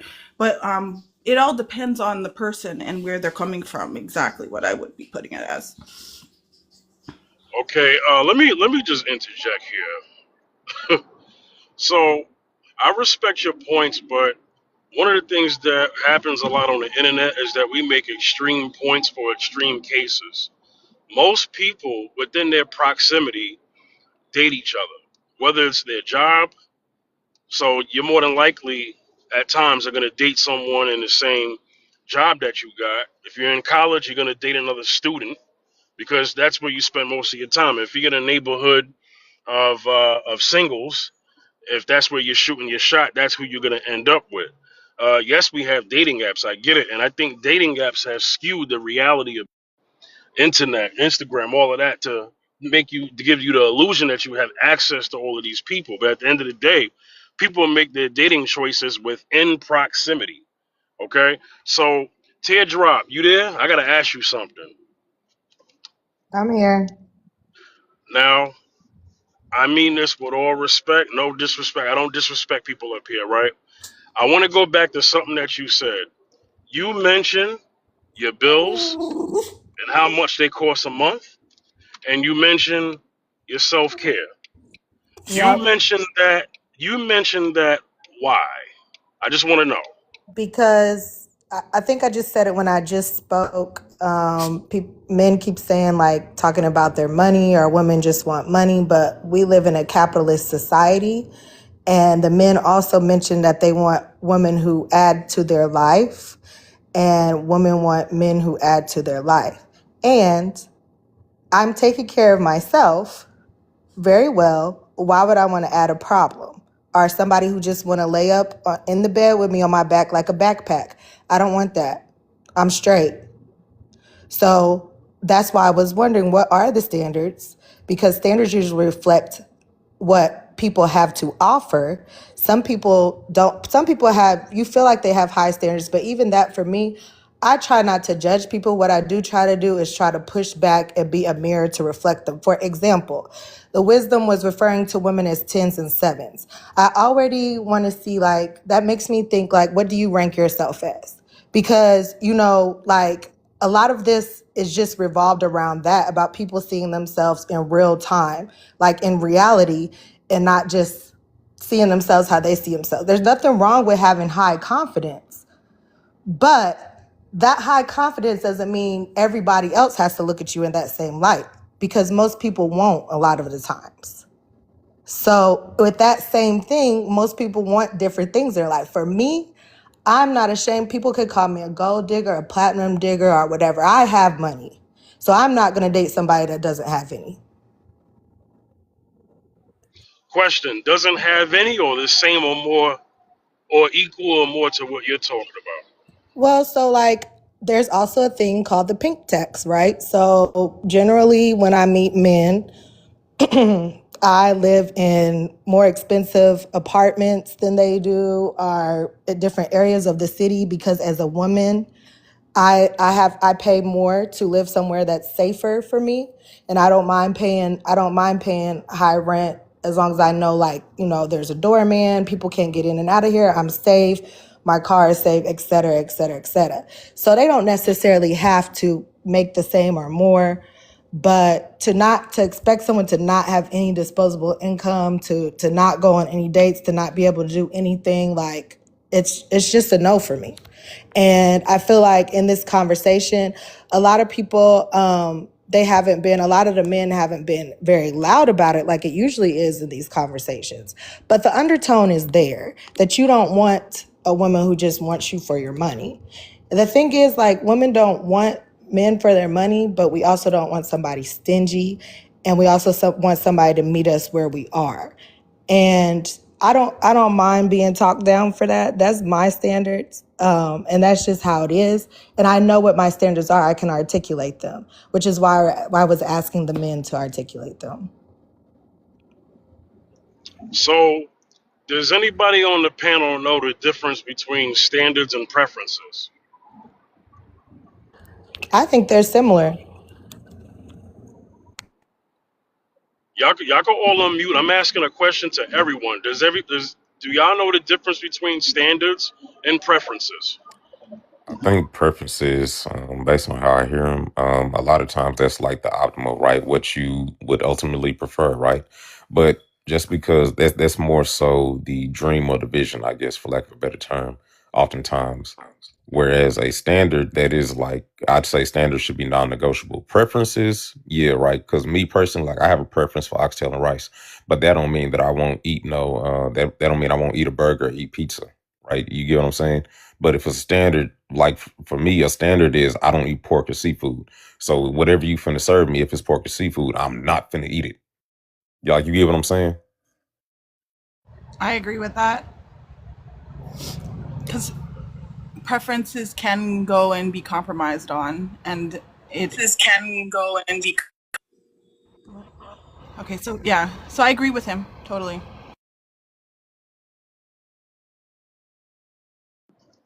Everyone can answer. Go ahead. Oh, I don't think men's dating standards are too high. I just vet different. So, I just want a woman who will be able to listen, and that's how I've been trying to schedule my dates. But some people might say my dating standards are high. I was like, I really don't care what you look like, honestly, because if you can listen and execute, those are two skills, because weight changes, like people gain weight, lose weight, you can get disfigured in a car accident or whatever. So I don't think men's dating standards are too high. I just think that some people measure what value really looks like. Some people measure it by your bank account, but if your bank account changes, that's how your value changes. For me, I'll try to teach skills. What's the value of a skill where it never loses? And God forbid something happens to your brain, but jobs change. That don't mean that you can't have income. That just means that you're waiting on an employer to get you paid. That don't make sense. How your jobs make money for the job and you're not getting paid as much as you want, but when it's time to do it for yourself, your skills don't work and you're waiting for them to pay you less than you're worth. That don't make sense. But maybe I don't think straight. I don't know. That's it. Can I ask a question? Yes, ma'am. What do you need a woman that you just met to listen and execute? I would literally say, listen, I can see, like, now we're talking the ideal woman who I'm talking about, right? We're not talking about a random woman, right? Right, like, well, All right. So we're talking about dating. We're talking about who, dating. yeah, we're talking about dating, because I don't just date. So this is the woman I'm dating. The woman that I'm dating has what I need, and I would tell her, like, literally, if we can make $1 million by Valentine's Day, we can go out on a date. What guy can say that, can vet like that? You feel me? Like, I haven't been able to do it.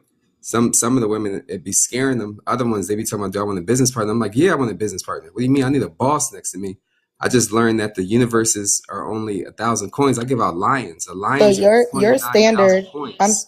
sorry, your You feel standard me? is that you want a woman to be available to be your business partner as soon as Not at y'all all. I meet. didn't say all that. How did you get all of that from Well, what I no, said? I'm asking her. I'm asking her. I'm Please. just asking. Yeah, but I wasn't finished my thoughts. Let's put on Okay, a my timer. bad. My bad. I'm saying like this, like, and I'm not going on you. So what I'm about to say ain't to you because I don't know you. Please, I'm saying people do not listen, and for this to be a live where people are required to listen to engage in the conversation, you can just imagine how ineffective I think these conversations are if people need 7 seconds on a TikTok post to get their attention captured.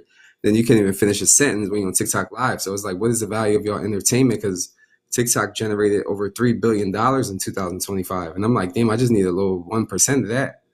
And people be acting like I got a pitch to them. I'm like, what, are you crazy? What? This isn't even like my job money. Freaking crazy. So I would need a woman to just be like, yo, listen, if this is what you know how to do, let me test it. That's it.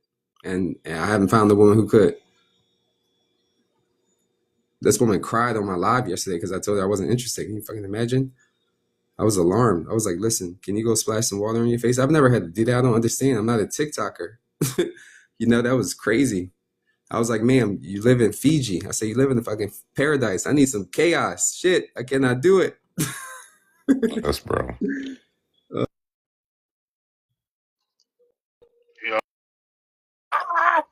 Y'all gotta watch the language, heard bro. everything. That's the only thing you Y'all gotta responded watch the to. language, all right? That's the only thing y'all so hype about. Wow. Okay, I said all of that. And that's What are the you only thing talking? you heard. No, But that's okay. literally a Miss rule. Teardrop, did you have any other questions for me or are you good? Consider my question wasn't answered. I'm straight. You have a good No, one. maybe you didn't hear it. I said that she would need to listen. If you got listening troubles, Yeah, you didn't sir, hear we're it. talking about dating, like somebody You like you said might just have what met would I need her to today. do? I said listen. That's what I said. That was my But answer. Listen. but what did you One want her to word. listen to? That's why I'm asking you. To instructions. You Like just met her. So you think that it takes more than a day to learn something that somebody needs to know? Like, what do you mean? What do you mean? I just met her.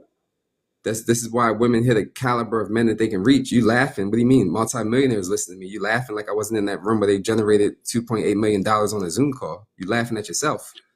Because I'm not listening to Saying, you. All right, yeah, but guys, I'm just saying. You said listen. not listening. That's exactly what I said. So Hey, Listen. you got literally, respectful. if the Come key on, word man. is listening, We ain't got to do if the all of key that. word is listening, And we no, but I'm don't. just saying the key word. All right. See, this is what happens when people want to overtalk the host. You gotta respect people like that, man. We don't have having a conversation about the conversation. You know what I'm saying? He was Let's fooling be himself. mature. All right. Serenity. Serenity. Serenity there. How you? So, thank you. Panel. Coming to the panel. Go ahead, Seniority. Go ahead. Go ahead.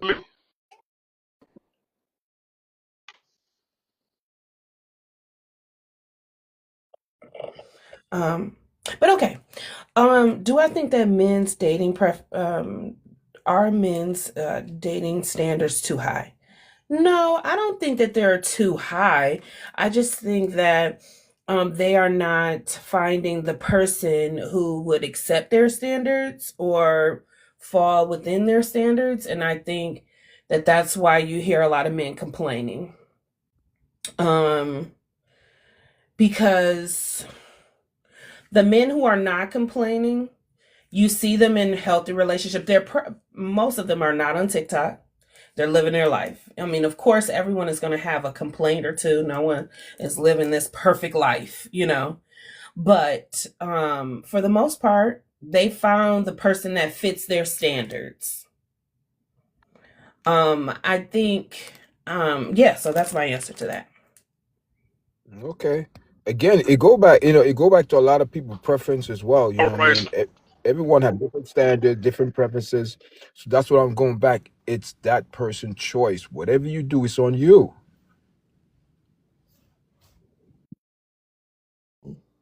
I'm like, maybe I'm the one that don't understand the question. Because what do y'all consider dating? Like, when we're talking about dating, I don't know you. Like this is somebody that like you're not in a relationship with. Are we doing a different definition of dating? Is that what we're talking All about? right, so here's the thing. I picked the topic, so I'm responsible for it. I let I let people have their own perspectives, but I'm gonna have to gear the conversation this way. I asked the question, does anybody know the difference between standards and preferences? So I will give some standards and I will give some preferences. Example number one, standard, a woman who is respectful. Preference, a woman who is thick. Standard, a woman who is caring and sharing. Preference, a woman who is 5'3". Standard, a woman who has integrity, who is honorable, who is cooperative, who shares the same faith.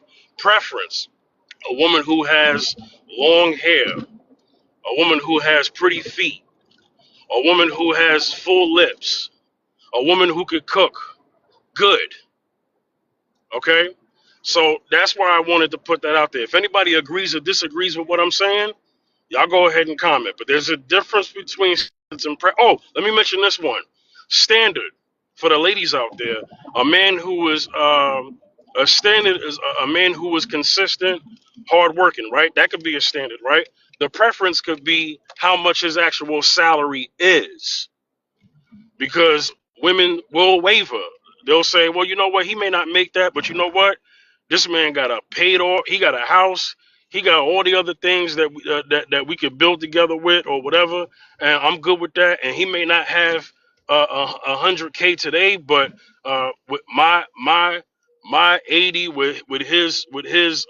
with his 85, we got money together, right? So there's difference between standards and preferences. Y'all go ahead.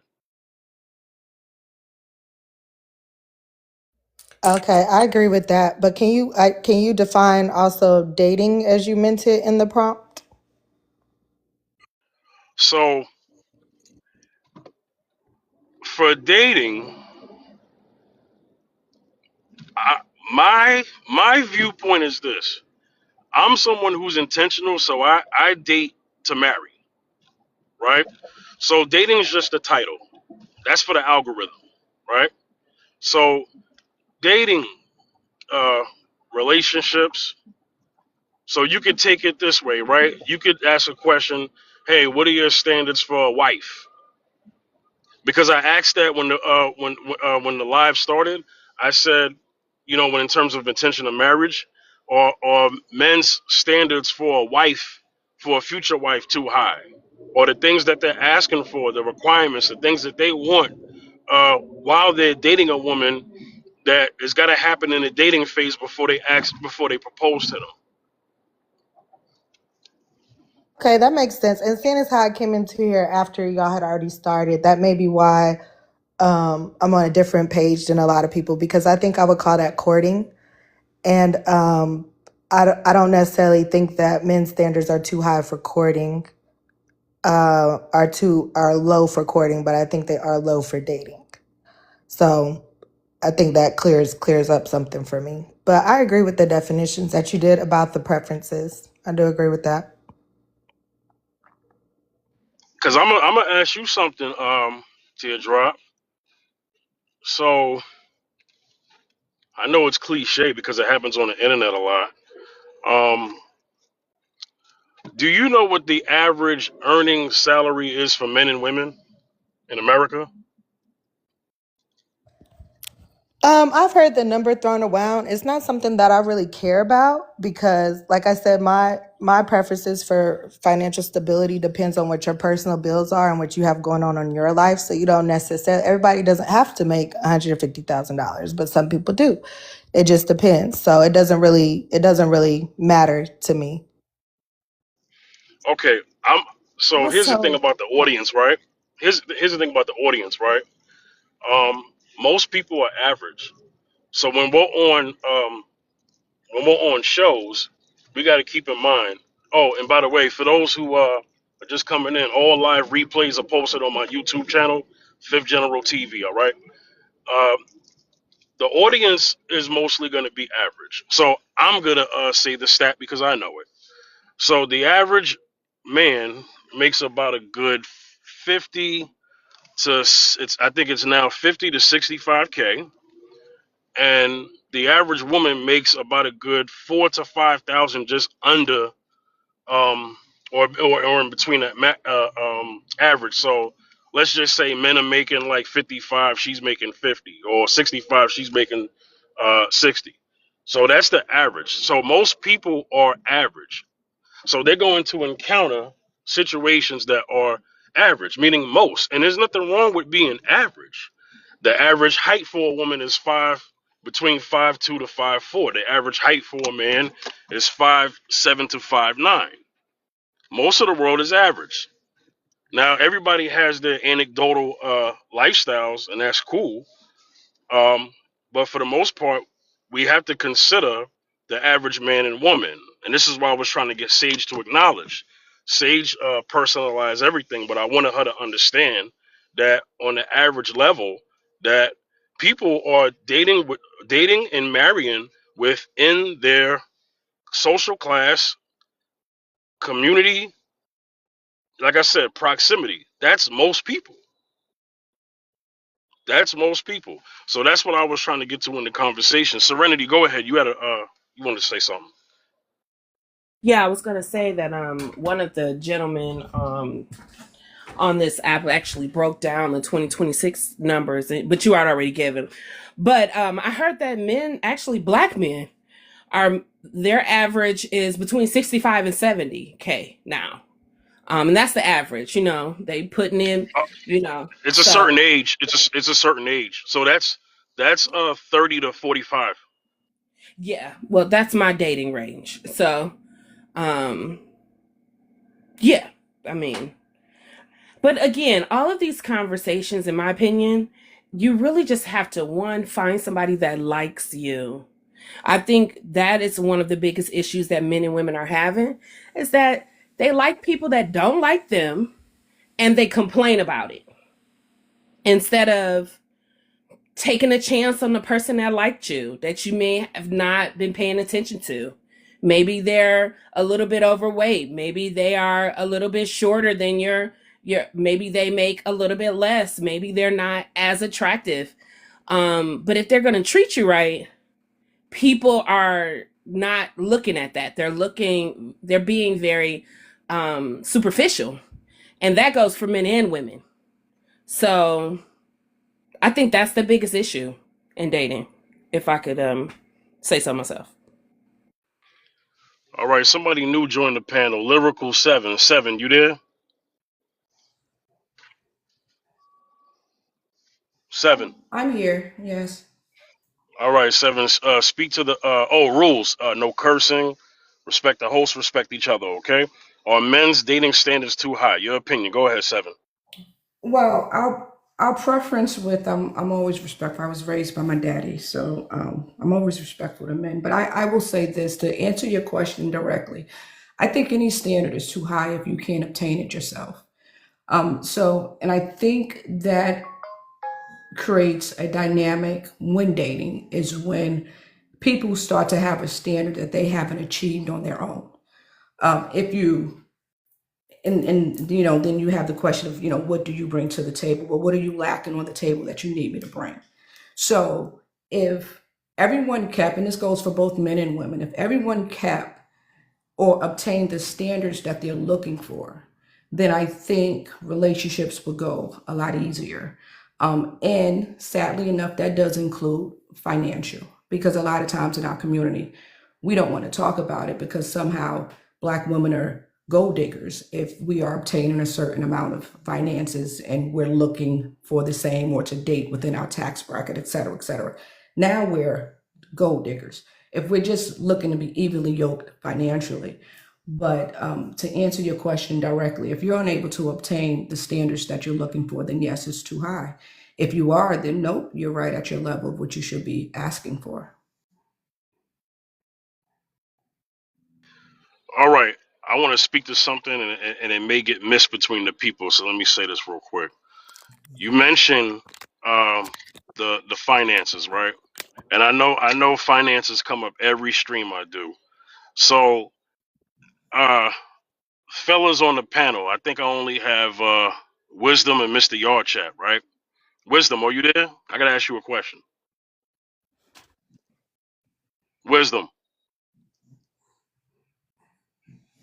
Okay, he must be doing something. Um, ladies, okay. But Does isn't it ironic that I mentioned a lot of things, but you only picked up the financial aspect of my commentary? Why was that? okay, 7. I'm going piece by piece, so Okay, you gotta yeah. Okay, I don't know what panels you get on, I but don't. this is not a I typically I don't don't. this is yeah, this is not a I don't as a host get I don't do the craziness with people. Okay, so I'm very very analytical with stuff.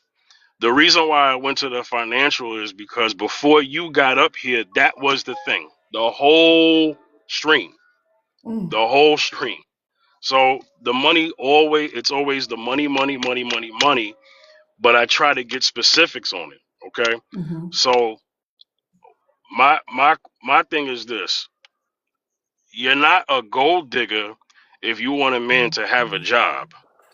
That's not what makes you a gold digger. You want a man to be gainfully employed and have a stable income. That doesn't make you a gold digger. Now, women are practice hypergamy, yes, but that doesn't mean that you're a gold digger because you're asking for a man to have a job. This is what I say about standards and preferences. So, yeah, the money thing, right? It's all about what's good enough for you, because at the end of the day, I know men, many men, that have no problem dating a woman who makes less money than them. But there's a lot of women, not all, that have a problem dating a man who makes less money than them. Or they started it out on the same level playing field, meaning they were making the same income or equal or close. Like they were in proximity of each other financially. And then, God bless the wife because, hey, if she's your wife, a win for her is a win for you too. I mean, that's how it should be, right? Just like if a husband gets a good deal, the wife benefits too. You know what I'm saying? It's her money too, right? Now, some women feel my money's my money. No, let me say it this way. A lot of women will say this: his money is our money, but my money's my money. Now that sounds gold diggerish. You could be brought into question with that mentality, right? Also, if you say, "Well, I need a man who makes 10,000 a month," and then you stop at that, you don't give any grace to nothing. He better make 10,000 a month or more, otherwise I ain't rocking with him. And we all know that statistically and realistically, that is not a whole bunch of men. That's actually less than 10%. And I know many women, not you, don't care about stats, but stats make up what your chances are more likely to run into. Also, stats bring competition because guess who else wants that man with money? Other women. And so now it turns into may the best woman win. Not every woman is going to get that man that is high in demand and low in supply. So could I bring this into I'm sorry, what's your name? I like to address people by name. My apologies. Fifth, it says fifth up top. Go ahead. Fifth. Okay, I didn't know. Okay. So you brought up something with regards to a lot of women don't want to date a gentleman that's making less than her. Can we agree that Preferably. prefer to date a man making less than her? And that could be true. Two things can be the same point in one integral. But can we agree that by just nature, right? Men are designed to lead and be the leaders of the household. So I don't think it's that we prefer a man, or we would prefer not to date a man making less than us, as much as it is that maybe experience has taught us that oftentimes if a woman dates a man making less than her, ego eventually becomes an issue within the household, because men by nature are leaders by design. So then you're bringing in a different dynamic into the household, and a man's ego at times can then become jealous of the same woman that he's put there to lead. So it's it makes a dynamic very uneasy when a woman is financially making more than a man, because now his ego comes into play. So it's not that we prefer, it's just that it makes the playing field even. We don't have to do extra stroking of an ego or make a man feel higher than he naturally is because he's somehow feeling less than, because financially he isn't making. There's a lot that comes into a play when women are making more than men. And it's not just us saying, oh, we want a man to make more than us. That relationship can be very difficult when you're dealing with a masculine ego and masculine energy and a woman making more than him. Can I say something as well? Because I actually agree here. And I know men don't really like to hear this, and maybe it's because they're not this man. But for women who are higher earning, it is hard to date men who make less than you, not because they are worthless or you don't respect them, but because they can oftentimes be mean because they're not where you are. It's almost like this silent jealousy that happens. And I understand the men do not understand this because they're not like that. But if you have never been a woman or have never been a woman who was a high earner, you wouldn't understand. And it kind of is crazy to me, because I would think that men who are higher earners would understand, because they have to be more discerning about women who make less, because especially say you come from generational wealth. There's a reason why those people who have generational wealth have lawyers and pay attention to the women who their sons are dating, because they don't want a quote unquote gold digging hussy coming in because you have a good name or you have wealth or you have status, and they come in for that specifically. And with women, there is an added danger, because women tend to submit to their husbands, and if they choose, now this is beyond the woman, if they choose a terrible mate, that could ruin everything. Well, I mean, that can happen to both sides. So I understand what Seven is coming from. I really do. I also believe this, coming from this point of view.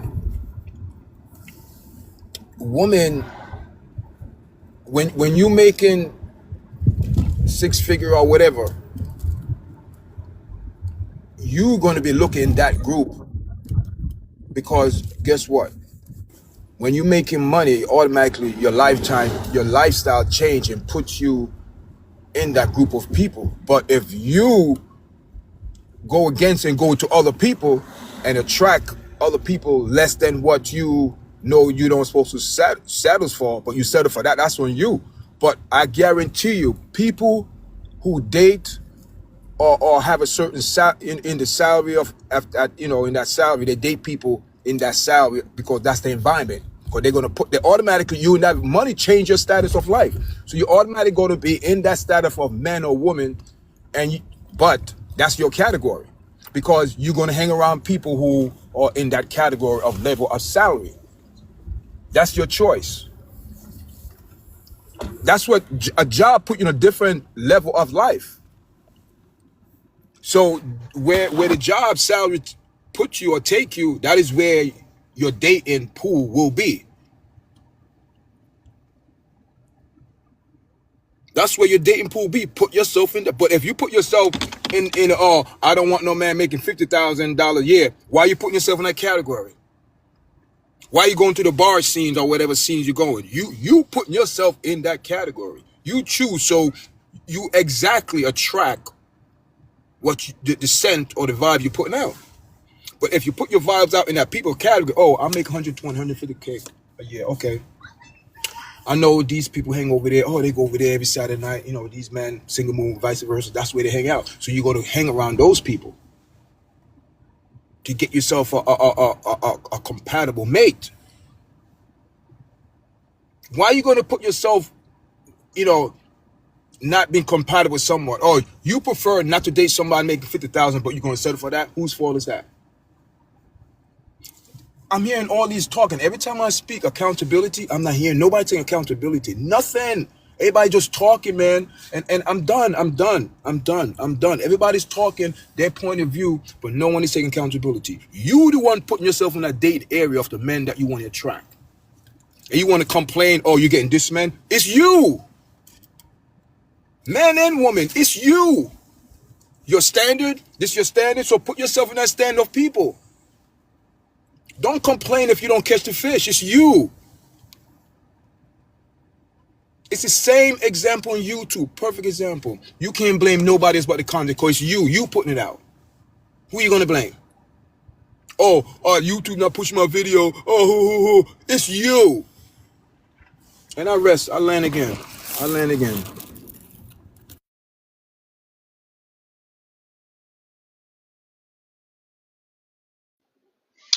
All right, we have two new people who joined the panel. Vito, I'm gonna go to Vito first, and then Top is next. Vito, go ahead. Are men dating standards too high? Dating standards, I don't think so. Not at all. Me personally.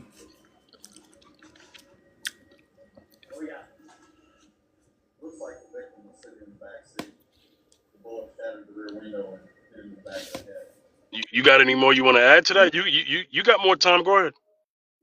Oh no, that's just the answer to me. That's my answer. Like, I don't think their preferences as far as dating goes are too high because dating is for casuals. Like, it's just for casual hooking up. You know what I mean? If you're trying to court somebody, then you're trying to marry them, you're dating with intention. So that'll be a different man you'll be getting. You feel what I'm saying? Good.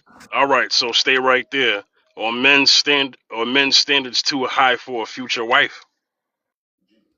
For a future wife, that's an interesting topic. I mean, I think it's pretty much the same in a sense.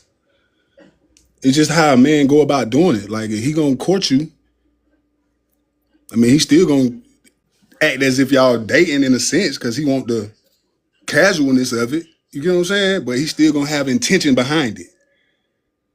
So, I mean, it's just, I don't know. It's just who you dealing with in a sense. Okay, Top, go ahead. Are men's dating standards too high? You have the floor. Good afternoon. Thank you for allowing me to be on your panel. And can we curse here or no? I want to be respectful. Nah, you can't. Okay, You'll good. mess around and get my channel flag. Go ahead. All right. Well, no, it's not high enough. Should be higher, honestly, for both categories, dating and a wife. It should be so much higher than what it is. Men just want these dudes settle for attention, and if she looking right, she don't gotta have no character. She don't gotta be spiritually on no kind of level. She only have to have high levels of intelligence. If that woman's willing, she looked the part and she willing to spread her legs, these dudes is falling all over it, and it's trash because they're trash. And I land there.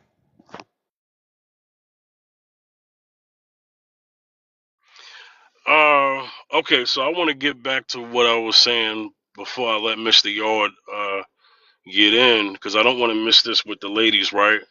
So, Serenity, I want to talk to you. Okay. You can unmute. All right, Serenity. How you doing, Serenity? I'm doing good. And yourself? Good, good. So this is what I like this is what I like to do on my panel, right? I like to let people talk, and then I kind of like step back and let the guest be the feature. But every now and then I like to do a one-on-one depending on someone's point that they make.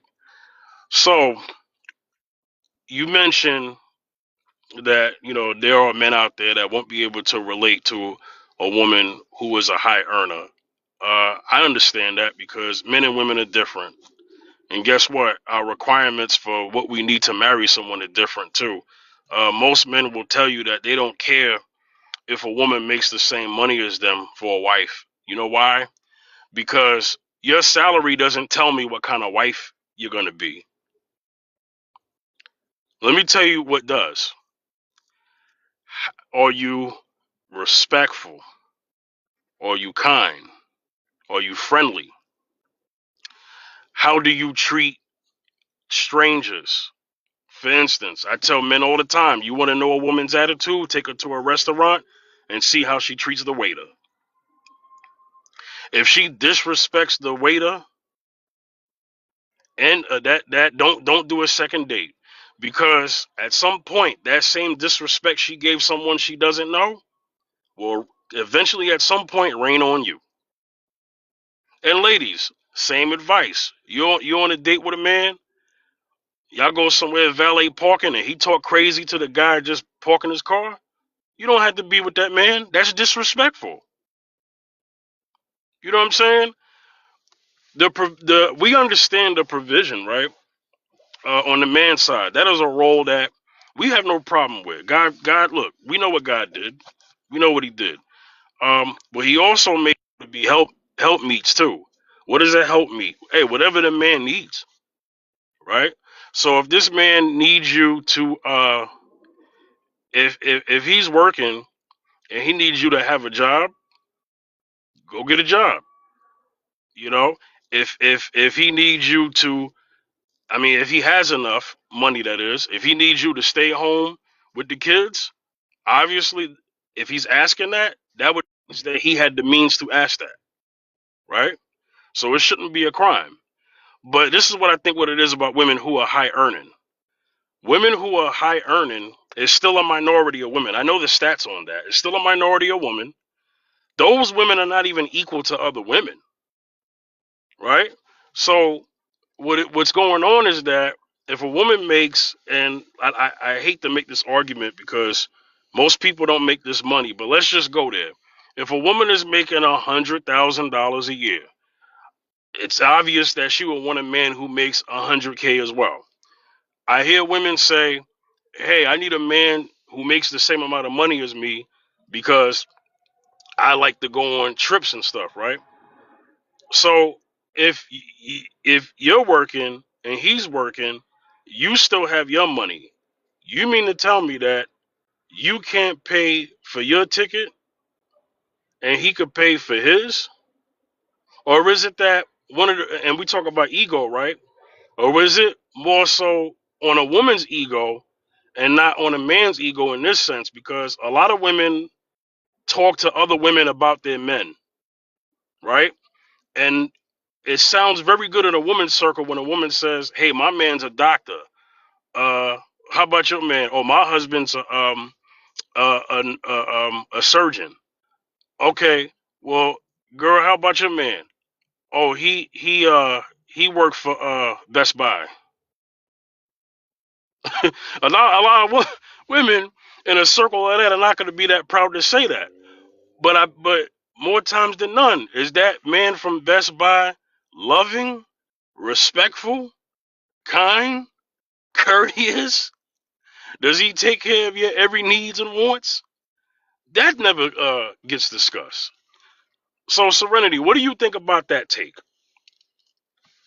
I believe that is true.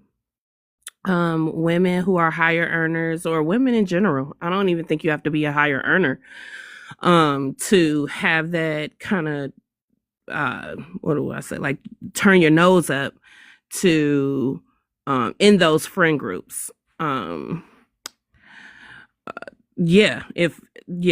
do like to one up each other. That's true. I don't really hear women say that they want a six-figure earner when they're making a six figures to go on trips, though. You lost me there. I hear more so what I said earlier. women who are six-figure earners or more, or come from generational wealth, it's a fear of them taking your money, or it's a fear of them using you for money. Because although men do say that they don't care about women's money, that's a lie. And if you're not a woman and you haven't dated men, weren't a high earner, women have to be just as diligent in picking their mate just like men. Okay, so for that reason, because the hobosexuals are out there, you know what I mean? So, yeah, I think women who may say what you said, they don't make the money, they're lying. They just want a six-figure earner. They're the ones that are trying to date above their station, if you will. I hate to say it like that. That's so classist. But what's another word? I don't know. Hypergamous. There you go. Right? So I think those are the women that you were describing more so. And then I understand what you're saying about a man having a program and needing a helpmate. But when I hate to say this, I know it's gonna sound bad, but more and more women today, they don't want to help you when it comes to making your money. They actually want a man who is resourceful, a man that can get out there and figure out his own plan and make his own plan. Those are the men who are inspiring and the men that you respect. Most women that I listen to or that I've heard, they don't respect the man who is sitting there like, baby, can you write my resume? Mm-hmm. So, I mean, am I making sense? I don't know if I answered your question. I hope I did. Well, let me say this. All right. I don't know where people are from. I think maybe that matters. I don't know where people are from. Listen, I grew up in the projects, man. Look, most people, they were fine with each other. I'm not in the projects no more, but they were fine with each other. People, listen, I'm from New York, right? I remember back in the day seeing married couples just, simple, man. They waiting on the bus. You know what I mean? They don't have a car, waiting on the bus, growing together. And that same couple got out the projects and got a house because they understand togetherness. They building together. These are everyday people. There's not enough everyday people and everyday relationships being displayed publicly. So what we're doing is we're seeing the glamorized stuff. And the glamorized stuff is it's not everybody. And it's not everything to aspire to. Because at the end of the day, how are you going to treat your husband if he loses his job? And how do you want to be treated by your husband if you lose yours? But that's what I'm saying. I think that women are asking for resourceful men, not a man who is just going to fall to pieces because he loses a job. Not a person that is just going to be sitting on the couch. I failed the man, all of these excuses. Now, me personally, my parents, they've been married for 41 years. Okay. They never had to take the bus together. But then again, shoot, I don't remember their beginning. So, all I know is my dad told me before he met my mom, I'm sorry, he was wearing tailored suits and he had a BMW, and my mom, she had her own place and she had her own car. So they didn't start off in the projects. They started off doing, I'm guessing, maybe, well off for themselves, So, and my dad lost his job when he retired from the Navy. He went back to school, became an engineer. My mom had to hold down the fort. She didn't have an issue with that because there was a plan in place there. And she was with a man who was not about lip service. And actually was like, okay, I got this plan, baby. We're going to do this, this, this, and this. We was all at the table doing schoolwork together. Became an engineer, made twice as much as my mom, at the end, after, his plan. But that's what women want. It's not about just, oh, you had that 6 figures, because you can have 6 figures and blow it all. We see that all the time. People who come into money and blow it within the first 3 years, and now you looking stupid. So would you date the average salary man? Like I said earlier, 65 to 75K, sure. Wait, under that? No. Would you marry him if he had 60? No, not at my age. No. Okay. I'm too old. I'm too old for cool. it. Now, if I were in my 20s, yes. Well, I get the context of why you said that, because a man who is between 35. Okay, so it's expected on average. I know cost of living is different in different cities, so I don't want to make that point. But I know what by the time a man is 40, it is expected that he should at least earn 70K. Here's the context. Because we're talking about a man who probably started on that job probably 10 to 15 years ago. So the longer you stay on a job, or whatever your career is, your salary will increase or should increase. So I understand that age bracket, right? But we got to be mindful of what we're teaching, because we have 18, 21-year-old women expecting men their age to have 75K, which is not true, because most people in that age group, they're not even making 40K yet. So we have to understand what we say is also what we teach. And so, I just want to put that in there. I respect a woman saying that she wants a man to be resourceful. The only reason why I asked that question is because when you marry someone, you marry them not only just for the good times. If this is going to be a life thing, somebody's going to fail, right? It could be anybody. The husband can fail, the wife can fail. And we're not talking about people staying in their failures. But there will be many situations where, case in point, where a woman could lose her job and the husband, hey, baby, don't worry about it. We got it. If we got to consolidate, we'll do it, right? If a woman is wise, she will listen to that husband and say, you know what? I understand. We got to make some changes. We're going to cut back. And guess what? There's still a roof over their head. There's still food on the table and clothes on their back. Now, for the woman that has a problem with that, downsizing, that's problematic. And this is why men, at the end of the day, men, y'all have the power here. Fellas, we're the proposers. So it is imperative that vetting, that we do that better than women. We need to do that better than them. Women should vet, definitely, because I got nieces, cousins, and I want them to be with good men, respectable men, honorable men, intelligent men. So yes, I need them to know how to vet. But vetting is very important when picking a wife. And fellas, you have that power. That is a power that you definitely have. You could definitely choose who to marry or not, because you are the proposers. As far as the equality thing on money, look, at the end of the day, and I'm not taking anything away from women. Women at a particular time fought for more equal salary. There's nothing wrong with that. But guess what? With great power comes great responsibility.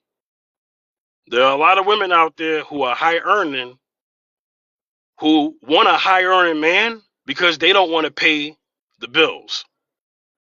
It's not because the man and ego, like you just said, Serenity, but a lot of women, not all, want men with their salary or more because they just don't want to pay their bills anymore.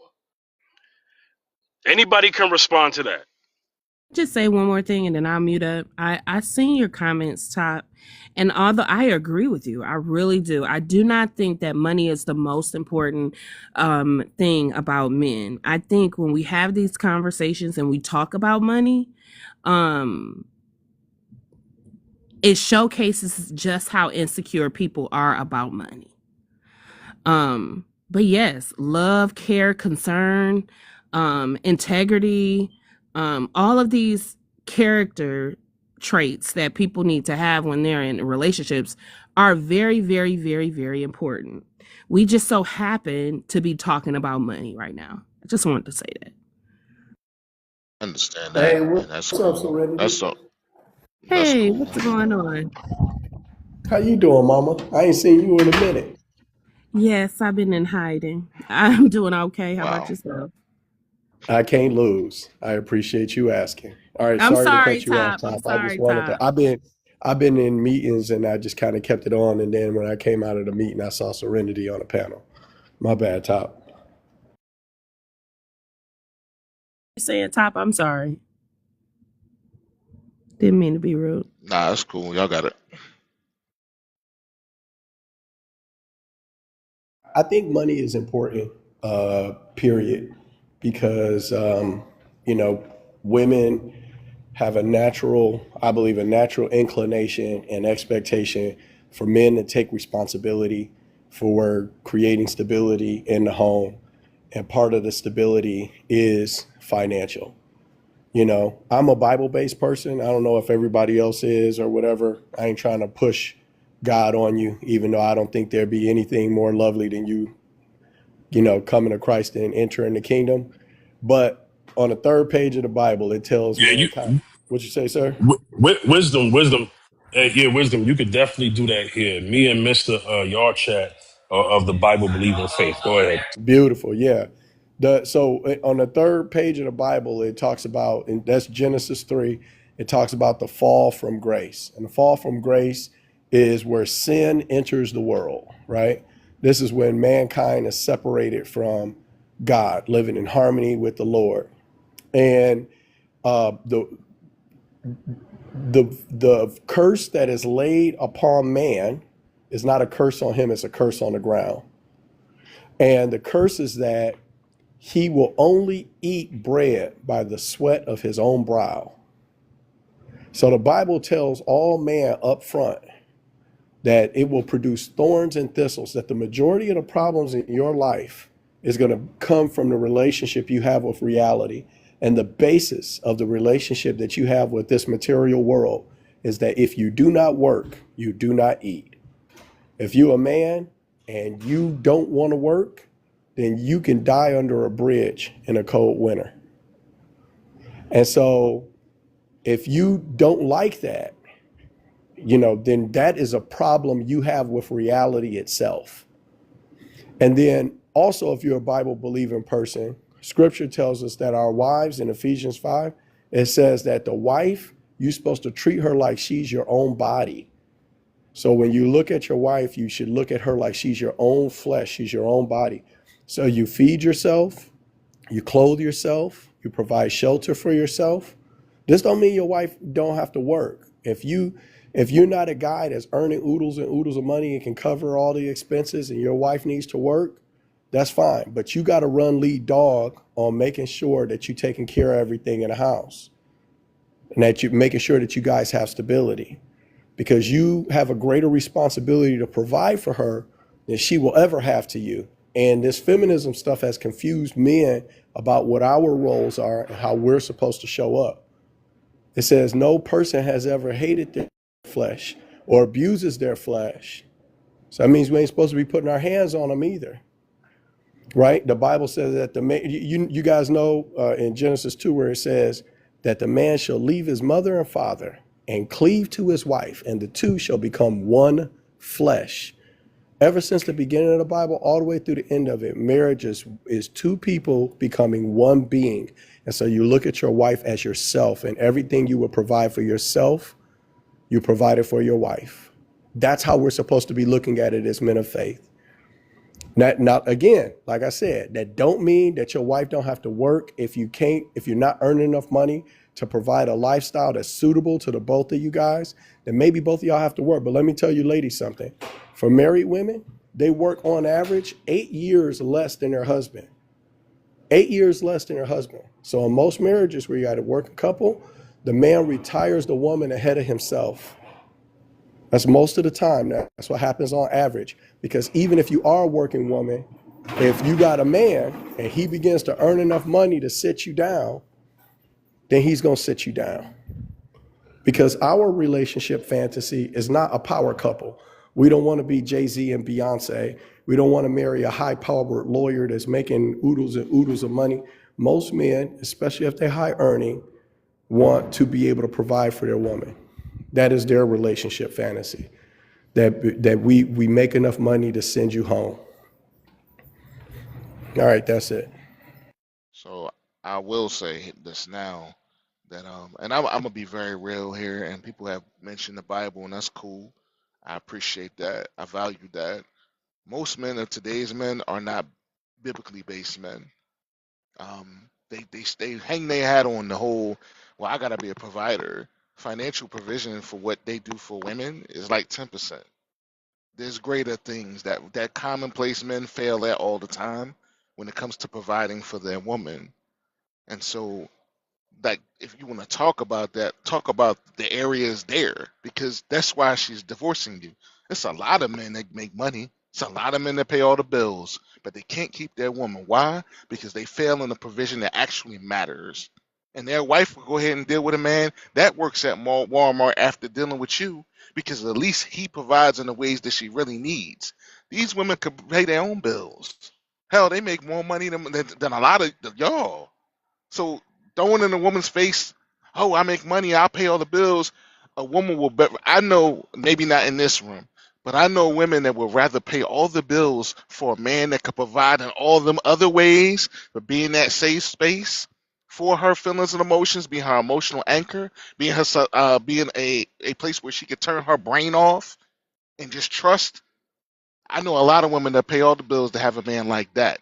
The problem is that most men don't have the character to be that kind of man. And I'm not pushing for men to be lazy or sit around and not pay bills and all that. What I'm saying is that it's pathetic for men to run around, especially black men. In this time in 2026, where only 18 to 33% of Americans, period, make six figures or more, y'all be lying. Y'all make money like that. And the economy don't even stand up for that. So when we be on these apps, on these panels, talking the way we talking, the truth is that that's the only way that some of y'all could even get a woman. If you claim and play like you got money, but she's leaving you in high levels. These women are leaving. They would rather be single with their money and the provision that they could provide for themselves, because they can't trust you. They can't rely on you. You're not mentally there to guide and lead them through nothing. Like, you just somebody got a couple of dollars. And like, so, and I understand I got a couple of dollars. And like, so, and I understand having a couple of dollars. I was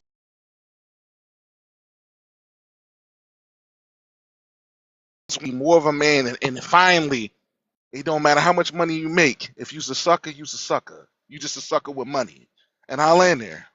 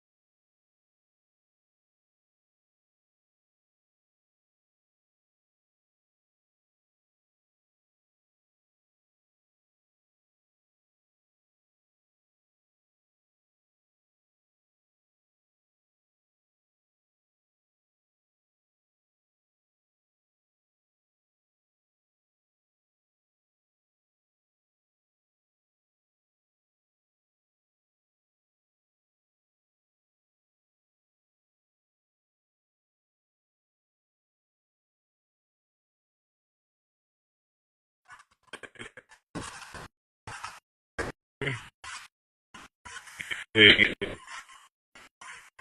can we-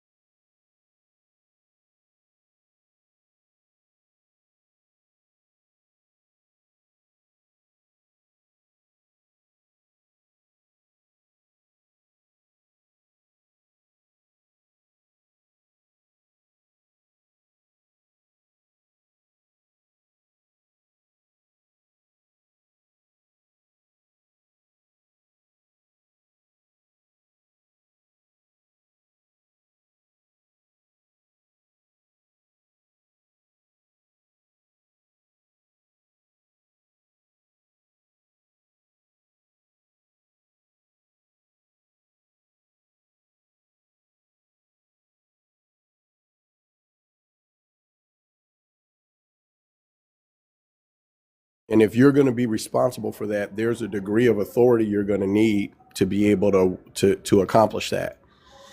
And if you want that authority, then you have to take on the responsibility, because the authority comes from the responsibility.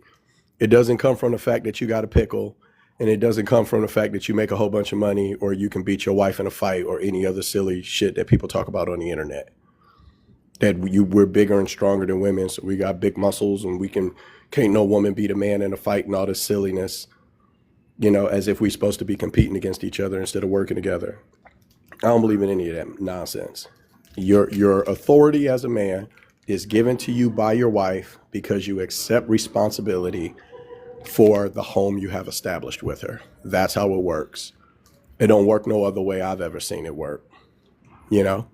So if you're a guy and you think that you're gonna have some take on the responsibility of leading, and you want to establish a family, then you need to reconcile with yourself that it will always be your responsibility to work and to take care of your wife, period, and full stop. And if you don't think like that, I mean, maybe you can find some woman that don't know anything to agree to that, but I don't want you anywhere near my daughter. I know that. I could agree to that. That's what I've been saying. That's what I said. Hey, I sat I back, need everyone's fight. that's what I said. I sat back and I listened, and that's what I've been saying.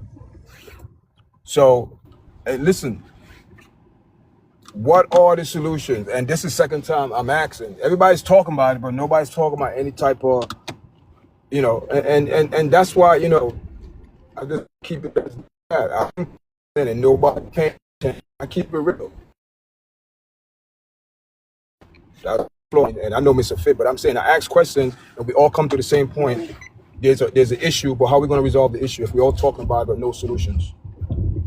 Everybody talking about I everything need sounds everyone's. good, everything look good, this, that. But what are the solutions? 'Cause Hey, can y'all that's hear me speaking now? of. Hey, can y'all hear me now? I Yeah, can we hear can hear you. you, brother. I can hear you. All right, I need everyone's final thoughts. So y'all can put y'all solution in a final thought, all right? Because I got to end the stream. Go ahead. I'm gonna go first with Lyrical. I've been talking. I said my final thought, Fifth. I land. I said my final. So I land. So So, anybody else can say what they have to say. okay, the solution. I think the solution is first realizing that we're not enemies. We're not, this is not a boxing ring. And I'll be honest, the conversation and the topics, unfortunately, seems to be a hamster wheel within our community that I don't encounter when I go into different communities. So I think the first thing. The first solve would be to recognize that we're not in a battlefield, right? I mean, I understand it's impactful from slavery and so forth, and that's the way generation after generation we're trying to get through it. but it's 2026, and I think I truly think we've had enough battling. And so I just think if we look towards each other, man and woman within the Black community, and really take down the defensive walls and the fighting, and really start loving on each other, we would be a powerful thing that most of America will fear, an actual strong Black couple. Good. That was positive. Wisdom, what's your final thoughts? Final thoughts is, fellas, turn to God. God is the ultimate father. He lays everything out. He describes exactly how his creation works. He describes what a husband is. He describes what a wife is. He describes what a father is. He tells you what a man is. Read the book of Proverbs. The book of Proverbs is so dope. It's letters from the wealthiest, most powerful king ever to his son about how to be a man and how to be a king.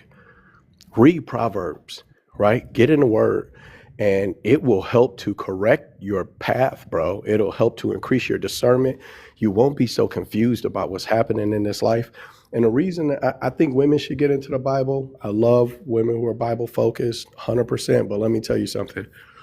Even if ladies are the problem, men are going to be the solution. We have to correct ourselves. We have to correct our trajectory.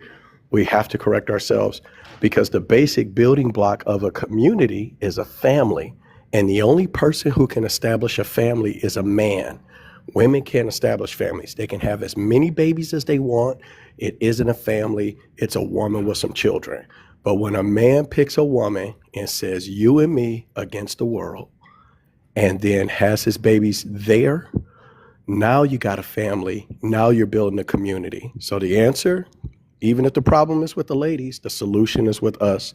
And if we know, if we're going to learn how to be that foundation upon which everything else is built, the foundation needs to be on the bedrock of Scripture. I promise you.